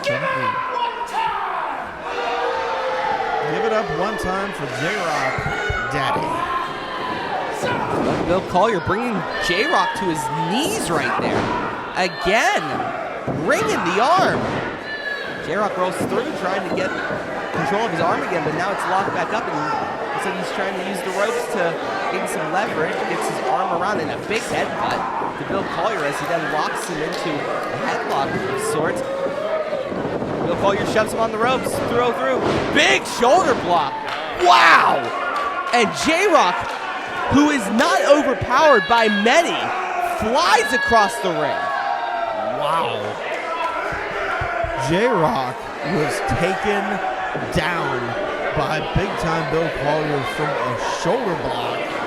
Like that right there emanated some power. Oh, it's amazing. It looks like J-Rocc now has it. To Bill Collier's arms. Bill Collier, J-Rocc trying to break it by shoving Bill Collier across the ring, but Bill Collier using his power to keep control of J-Rocc's head and neck. Pretty smart maneuver there. J-Rocc's now throwing punches into the waist, trying to break it, pushes him into the rope, shove off, and another shoulder block by Bill Collier. Bill Collier now 2 shots taking J-Rocc down. And there's the veteran maneuver of J-Rocc ducking down, taking him down, taking Bill Collier down, and now the front face lock has Bill Collier down on the mat. Listen, I've said it before and I will say it again in this match. If you are down flat on that mat, your power, no matter how powerful you are, is negated. And just as I say that, I get proven wrong. That did not age well as Bill Collier, a man among the rest of these RWA fans, boys I guess, using power and picking him up again into the turnbuckle. And this match has been, J-Rocc wanted competition and he got it. He absolutely got it in big time Bill Collier. Bill Collier now going after J-Rocc, keeping up the pressure on J-Rocc. Listen, you can respect the person as much as you want to, but at the end of the day, you are in this match for a fight and you are in it to win it. And Bill Collier is doing just that. He is taking the fight to J-Rocc and he is aiming for the W. And it looks like J-Rocc is favoring his lower back and obviously his head, but his back it seems to be the target for Bill Collier. Yep, Bill Collier has picked up on that as well. He is targeting J-Rocc's back. Just a 2 count. Now, as we've known over the last several months, J-Rocc has been favoring an injured back of sorts. It looks like Bill Collier is aware of this fact and targeting that back. Bill Collier has done his homework, and he has seen that the abuse that the back has taken from J-Rocc here in RWA over the past couple months, and he is attacking, as you pointed out, Tony. He's got the knee buried into the small of the back of J-Rocc and the chin lock there. He's got both hands underneath the chin, just wrenching back, putting even more pressure into the small of the back of Bill Collier. All J-Rocc can do is try to get free. That certainly is what he's trying to do right now. Shot to the midsection, make it a double, 3 times the charm, and a chop from J-Rocc to the broad chest of Bill Collier. Shot right here, though. Just rocked for a moment, Tony. And you gotta remember, J-Rocc might have the best chops in RWA. So to eat those and keep going just shows the power of Bill Collier. He's been in control, and as I say that, misses with a big boot and gets hung up on the top ropes, and this might be the opening that J-Rocc needed. Chop now from J-Rocc once again. One more time. Make it 3. J-Rocc is hurting his own hand against the chest of Bill Collier, and Bill Collier shrugged all of those chops off and is taking it now to J-Rocc once again, but J-Rocc coming back with even more chops, trying to chop down the giant red that is big-time Bill Collier. That is 9 chops, going for a 10th, and here comes Bill Collier's own chops. Looks like we are going to the buffet tonight. It is a chop buffet being served, as you said, Tony, here at RWA. Beautiful side Russian leg sweep. 1, 2, only a 2 count. J-Rocc, after that side Russian leg sweep, floated over to go for the pin. Still only gets a 2. You know, we call this show Open Season, and this is about as close as two bucks fighting it out. They are ramming each other with every shot humanly possible. Oh yeah, absolutely. That's the only way I would expect these two to go at each other, is just balls out, you know, right at each other's faces. Bill Collier and J-Rocc now on the outside of the ring. Bill Collier getting the advantage to J-Rocc into the ring. Oh! That right there is the disadvantage of being the second person in the ring. 1, 2 count only. The disadvantage of being the second person in the ring is you leave your head through those ropes susceptible, hard word, easy for me to say, to an attack, and that is exactly what J-Rocc did. The veteran taking it to big time. It looks like J-Rocc is now trying to control Bill Collier's neck so he can't get back to his spine. Trying to get a lot more force in those holes, but Bill Collier is almost a demon possessed. He is continuing to attack even on his knees, even in a prone position. He's still fighting. J-Rocc now running him into the corner and calling for something. Clubbing to the back of the head, and here comes a chop again. Connects again. That's what a fighter will do to them. They will continue to fight no matter where they're at, no matter what their situation. Collier now up and over. It looks like they collided heads, in all honesty. Yeah. Both men are down. Referee now going for the count. We got a 2 from Bilbo. And these two have already gone for several minutes, several long, fast-paced minutes. It's hard to imagine that either man is still in their first gear, probably second gear. We're turning into the third tank, fourth tank right now. The amount of chops that big-time Bill Collier has taken to the chest, surprised the man's chest isn't caved in, but he is fighting back against J-Rocc, picking him up now, holding him up with one arm. Fall-away slam, and my God, that was huge. Fall-away slam, and then a nip-up. Nip-up, from not kip-up. big-time Bill Collier. I can't pronounce words today. That This man match. is like 6'5", 6'6", No. and he nipped Oh, up like that. He's taller than that. I don't know how tall he is. Big Why splash didn't you do your homework to find in that the out? corner. And below drop kick by J-Rocc as 10 minutes have elapsed in this match. Driving the knee to Bill Collier's face, and another chop. That might be 12, 13 chops. That's 14. And this is 15. And Bill Collier is sick of it. Well, I mean, if you got dropped that many times, wouldn't you be tired of it too? Big boot misses, goes over. Spinebuster double A style. And man, that might be it. 1, 2. No! 2 count, and that might have been a 3 count if Bilbo knew how to count to 3, to be honest. You can see the fatigue setting in on both Bill Collier and J-Rocc right now. These two big men have gone at each other nonstop since the bell rang. How much left is in either one of their tanks at this point? Whoever it is going to have the upper hand at the end of this. J-Rocc looking like he was going for the pile driver. Big time Bill Collier reversed it. Up and over goes J-Rocc. Rolls him up. 1, 2. Nope. Reverse. 1, 2. There's a moon out. Children, avert your eyes. Oh! Kick to the face. 1, 2. Oh. I almost called it a 3. I thought that was a 3 count.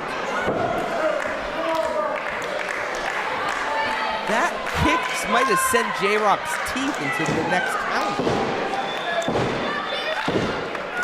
Bill Collier now sitting there wondering what he has to do. While he's controlled the majority of the offense this match, he is having trouble putting J-Rocc away. And credit to Bill Collier for really sticking it to J-Rocc, obviously doing his homework, learning how to defeat the guy, but he hasn't been able to do it yet. J-Rocc blocking the suplex. Blocks it a second time. Hooks that inside leg. He's trying to now pick up Bill Collier. Bill Collier blocking. just from the pure strength that Collier still is possessing this late in the match. And just some clubbing forearms to the back of Bill Collier. Let's see, can J-Rocc pick him up now? Oh, nope. Oh, God! Oh, my God. Bill Collier and J-Rocc both up and over the top rope. Bill Collier was going for a suplex. Suplex J-Rocc up and over. And Bill Collier went up and over with him. Both men down to the floor. J-Rocc now telling the fans to move. He's trying to clear out some space. Both these men are just... Go no! Oh my God!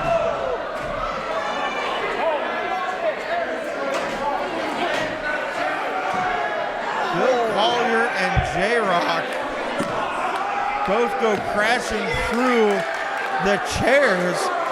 Bill Collier speared J-Rocc into the chairs, into fans, down to the floor. Both men go. Both men are down. And I mean, I'll say Bo has no choice right now but to count to 10.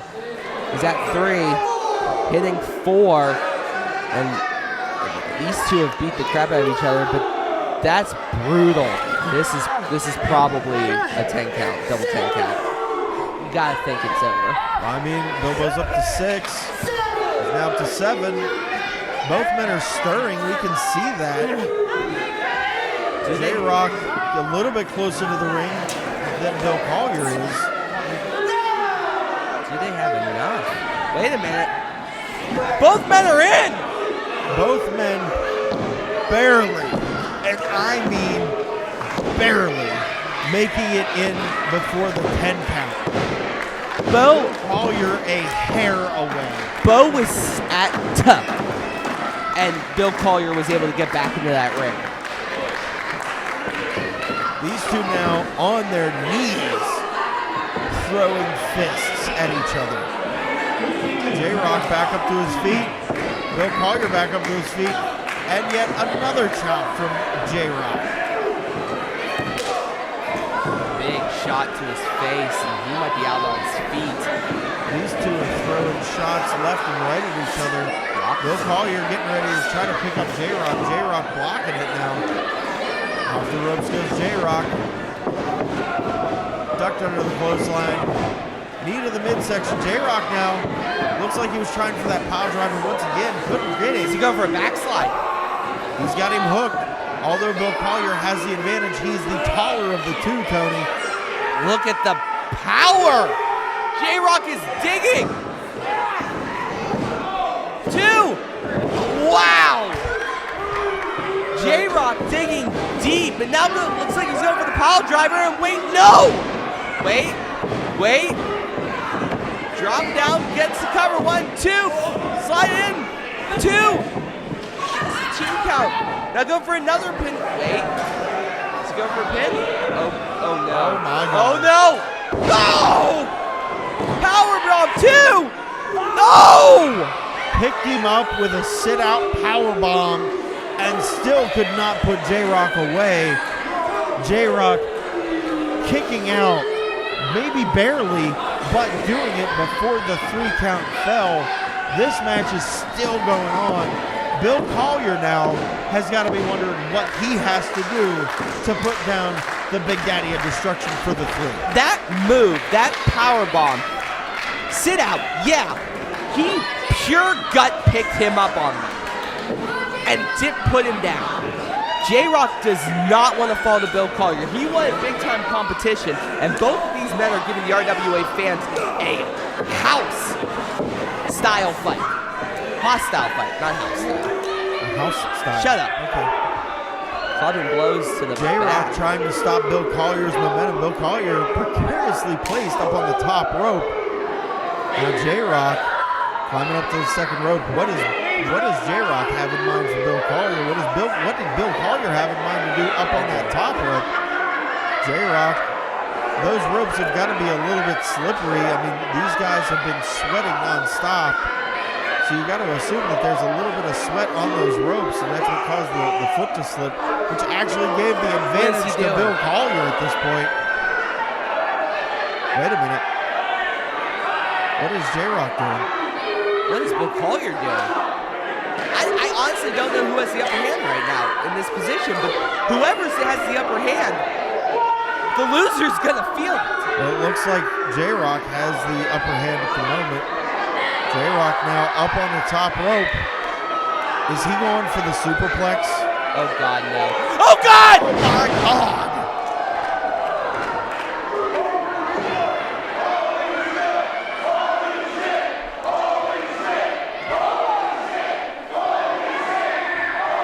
Oh my God! I think that speaks for itself right there. The fans said it best. Wait a minute. What? Why did the bell ring? What? Who did that? Why did the bell ring?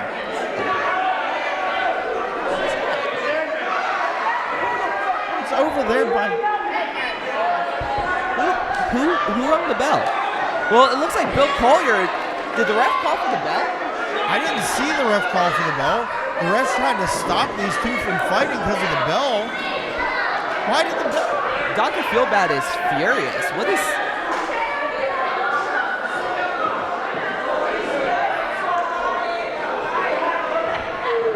I think Derek is saying...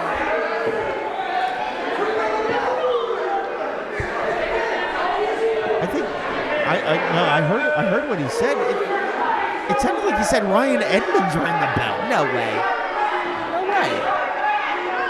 I think Derek just assumes every bad thing is Ryan Edmonds' fault. I mean, I didn't see it. I wasn't paying attention to what was going on over there. I was paying attention to what was going on in the ring because, I mean, that's what was important. Right. Wait a minute. Oh! Ryan Edmonds now attacking J-Rocc from behind.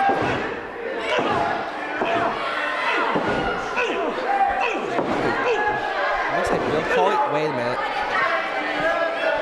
Ryan Edmonds and J-Rocc. It doesn't look like. Wait a minute. Wait a minute.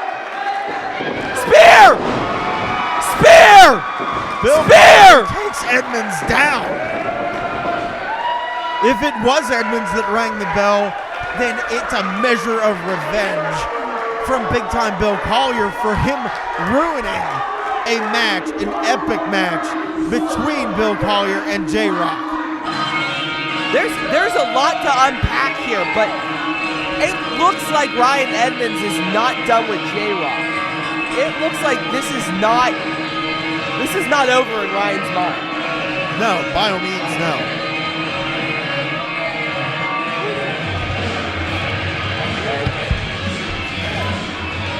What they're setting up now.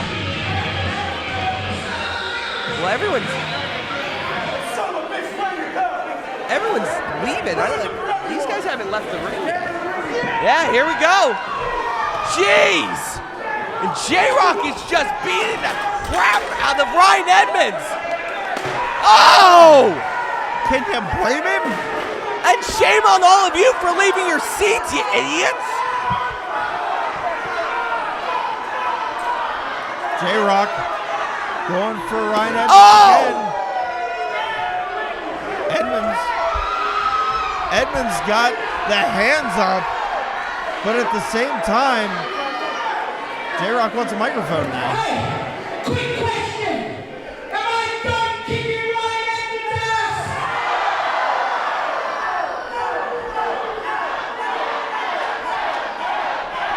Oh. Would you all like to get a closer look at Mr. Ryan Edmonds? I don't think J-Rocc hurt you.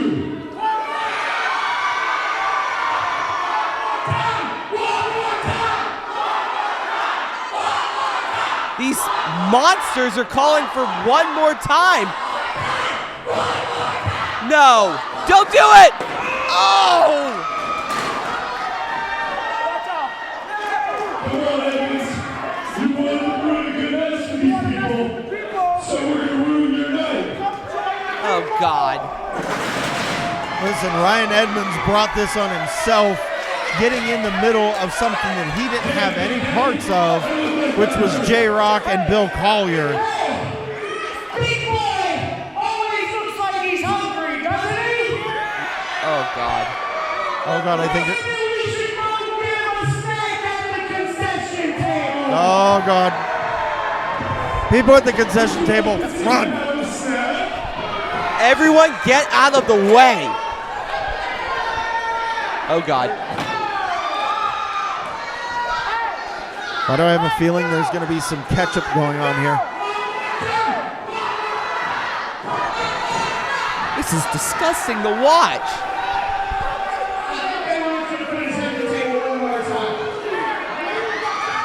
Ryan Edmonds staggered. Oh, wait, Bill Collier is getting involved in it now. I think Bill Collier is going to give it up to him one time. Looks like he's cocking up into the table, and There goes food. that was perfectly good food that just was wasted.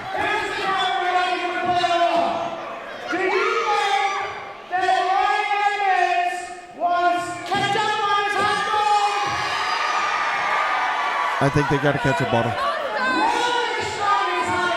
also have relish. Oh, yep.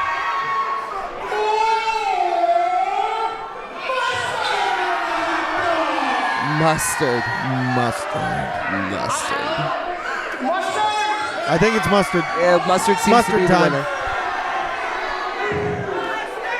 I think J-Rocc's going to put a yellow streak No, down the back. please of don't. Oh, Ryan Edmonds. Oh, all the fans are running now because Ryan Edmonds is now covered in mustard.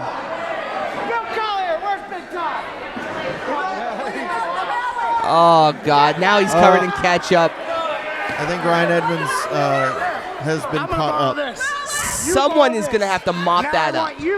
Not it. And now the fans are doing it. Now the fans are pouring mustard in it. I think Put some ketchup on him. J-Rocc stole a camera from one of the cameramen. And now they're just passing around the ketchup. We only have one bottle of ketchup, guys. That needs to last until next year. Give him some relish. This is disrespectful to Ryan Edmonds. Who's the cameraman? I can't believe J-Rocc stole a camera from one of the cameramen. That's easily believable. Well, I mean, yes, it is. But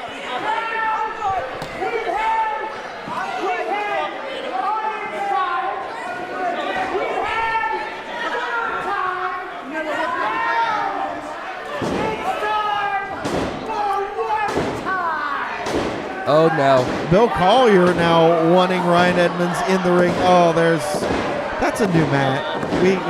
We're going to have to dry clean that mat. Yeah. Oh, boy. Now we got ketchup, Pick up. mustard, and relish. Oh! Big time Bill Collier dropping Ryan Edmonds back first in the center of the ring.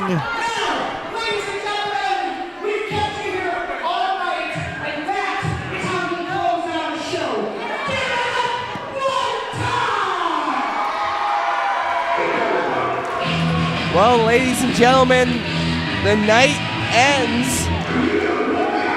with, I guess, a hot dog buffet courtesy of J-Rocc and Bill Collier, and the victim is Ryan Edmonds. This is a disgusting display against one of RWA's greats, and I'm not here to stand for it. We just saw the condiment special from J-Rocc and Bill Collier. They gave it up one time to Ryan Edmonds. The match didn't end the way anybody wanted it, but Ryan Edmonds, he got his just desserts. And on that note, my friends, we are done here at RWA. I am your one and only award-winning Wrestling Reverend Church, joined by Billy Kool-Aid. Tony Kincaid. Join us next month for RWA Seasons Meetings. That's it. We are out of here. Good night.